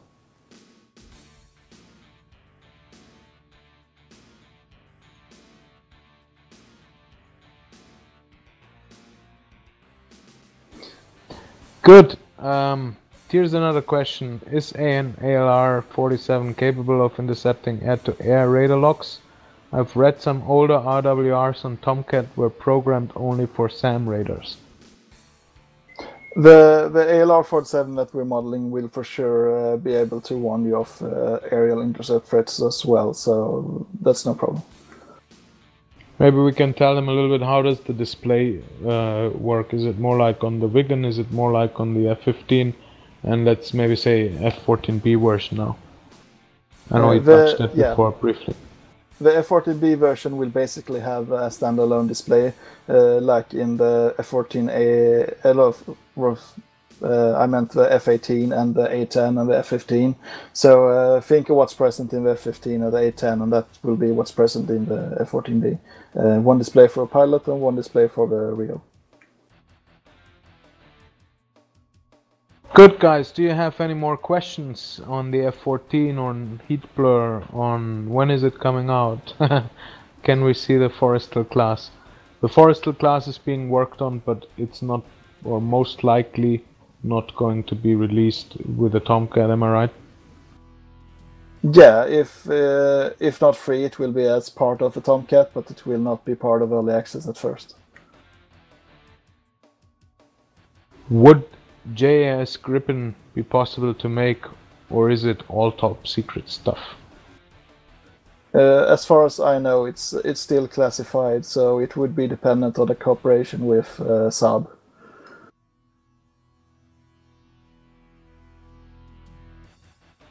Just to let you know, I can take a couple of more questions and then I'll have to wrap up. So. Good, Malta. How are we looking on the winner? Good. I'll just let you guys wrap up on the questions. Then once Johan and you yourself are done with those, we can announce the winner and go ahead. Yeah. I think we should, Johan, let's announce the winner. You can type in the winner in the chat. That's fine. And so here's the last chance. Favorite aspect? What's your? Yeah, that's nice. That's a personal question, Johan. What's your favorite aspect on working on the Tomcat? Well, it's I'm gonna be a bit cagey and say that I don't have one favorite part of it, but I'm really impressed by the amount of technology crammed into an aircraft as old as the Tomcat, and I really like sitting behind the knobs and dials of the ARG9, but I would be lying if I said that I didn't like flying the Tomcat. It's a great aircraft to fly. Most definitely, it's just beautifully done. And a couple more questions to shoot off for the end. Will we get the underground carrier from Area 88? Do you know what is meant by that? Because I honestly don't. No, not exactly, no. What would be the difference of the Iranian F-14 to the A? That maybe is a good question. Yeah, it will be very much alike to US Navy A version. It's at the start it did have the same sort of weapons. It will not have access to the later Phoenixes, if I'm recall correctly, but and I'm not sure all of that the Iranians bought the DCS at all, so it might be that the aircraft won't be equipped with the forward-looking TV camera, but it will be very much alike to the F-14A in the US Navy, and for now we're not thinking about. We're for sure thinking about it, but for now we will hold off on implementing the supposedly Russian weapons and the Hawk missiles and all of that stuff, which is a bit cagey. But we haven't ruled out anything. And here's a final personal question: is which position do you prefer, Johan? He means, of course, pilot or Rio. Yeah, let's assume that. As a systems guy, I actually like the Rio position very, very much. And at the beginning, I did have a personal I was afraid that being in the backseat would be dull, but even as it is now, it's actually quite fun to be in the backseat and you have stuff to do all the time. I absolutely agree. So today's session was dedicated to the Rio, and we won't take then any more answers now and go to the announcement of the winner of the F-14, who will then be able to test out all of that himself. Johan, did you get the winner name? No, what's going to happen is I'm going to push a button and I think it's going to be broadcast in chat. So Johan, are you looking at Twitch chat at all? Yep. Okay, so you'll see it in Twitch chat and I'll let you do the announcement. Do you guys want to talk about how the winner real quick gets in contact with you guys for the module? Because obviously the F-14, if they do choose that, isn't out yet. And how they should go about claiming it if they do win here in chat? Yeah, I don't know if you have an answer to that, Iron Mike, but I guess they talk to you or Cobra. No, exactly. What you do, guys, is you make an account on ED forums, and you tell me your account name here, and then you will be PM'd by me once the Tomcat is being distributed to you. Tell you what, guys, to make that easy so you can get a hold of Iron Mike, I don't know, you're on Twitch, aren't you, though, Iron Mike? Not really. Okay. PM me, Moltar, your username for the ED forums, and then I will relay that to Iron Mike, just so you can get a hold of him. Does that work? Yeah, that All right, works. that works. PM your username. Twitch account, yep. Through your Twitch account to Malta. Okay. Yep. Then All right, I guys. think we're ready. I'm going to pick the winner. Johan's going to announce it. We'll wrap up. I want to thank again Heatblur for doing this, and here we go. Nope. Let's not do that. Let's do this. So Okay, so it looks like Empirical Madman has won, so contact Moltar and we'll get you sorted out for your module once it gets released. Yes, Empirical Madman, you won. Congratulations. You've won the F-14. Please type us here that you understand that you've won, whether you want the Vigan or the F-14. So type Vigan or F-14 into the chat, Empirical Madman.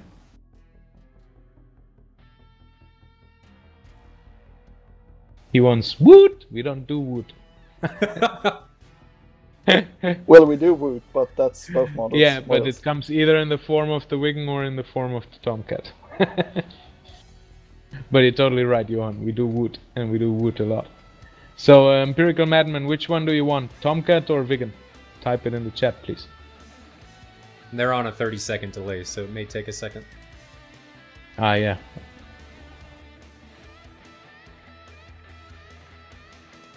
So Well, guys, wait. I'll ahead. have to wrap it up and leave, unfortunately, but I'd like to thank you guys for everything you've done tonight, and all the guys joining us. It was great fun to be here and fun to watch a match as well. Thank you, Johan, for coming. Once more, Johan Nakai, technical advisor to Heatblur and chief editor of the manual, weapons engineering officer of the Royal Swedish Navy.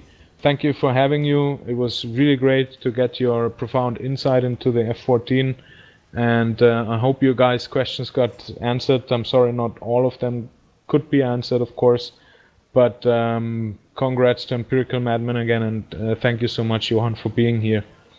Yeah, thank you. As I said, thank you guys, and hopefully we'll have opportunities for more questions as we release more material as we get closer to launch.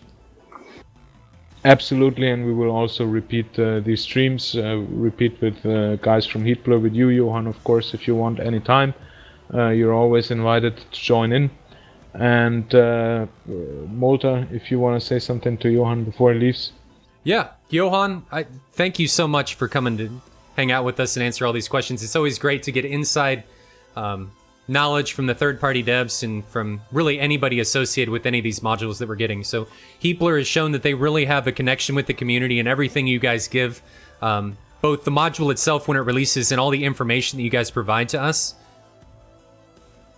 is a massive effort, and we really appreciate it, because us in the DCS community, we have a tendency to raise our pitchforks and stuff when we feel like we're not getting it. But Heatblur has always been on top of it, and I think I say for the community that we really thank you for it. And it's really nice that you guys take your time to both come on here and talk about things, but also to give things away. So again, I think I speak for the community to say a heartfelt thank you for you guys showing up and put your time into this.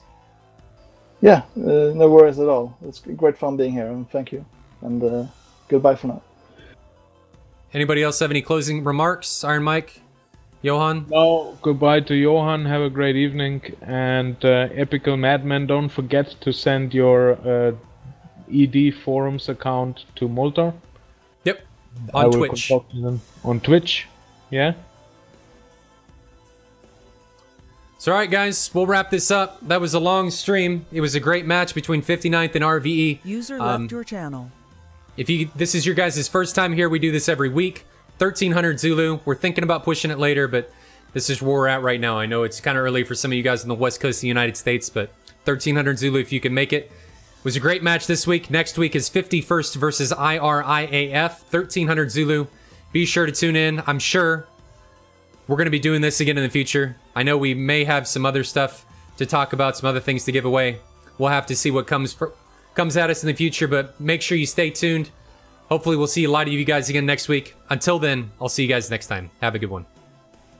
See you guys. Bye-bye. Enjoy and come back.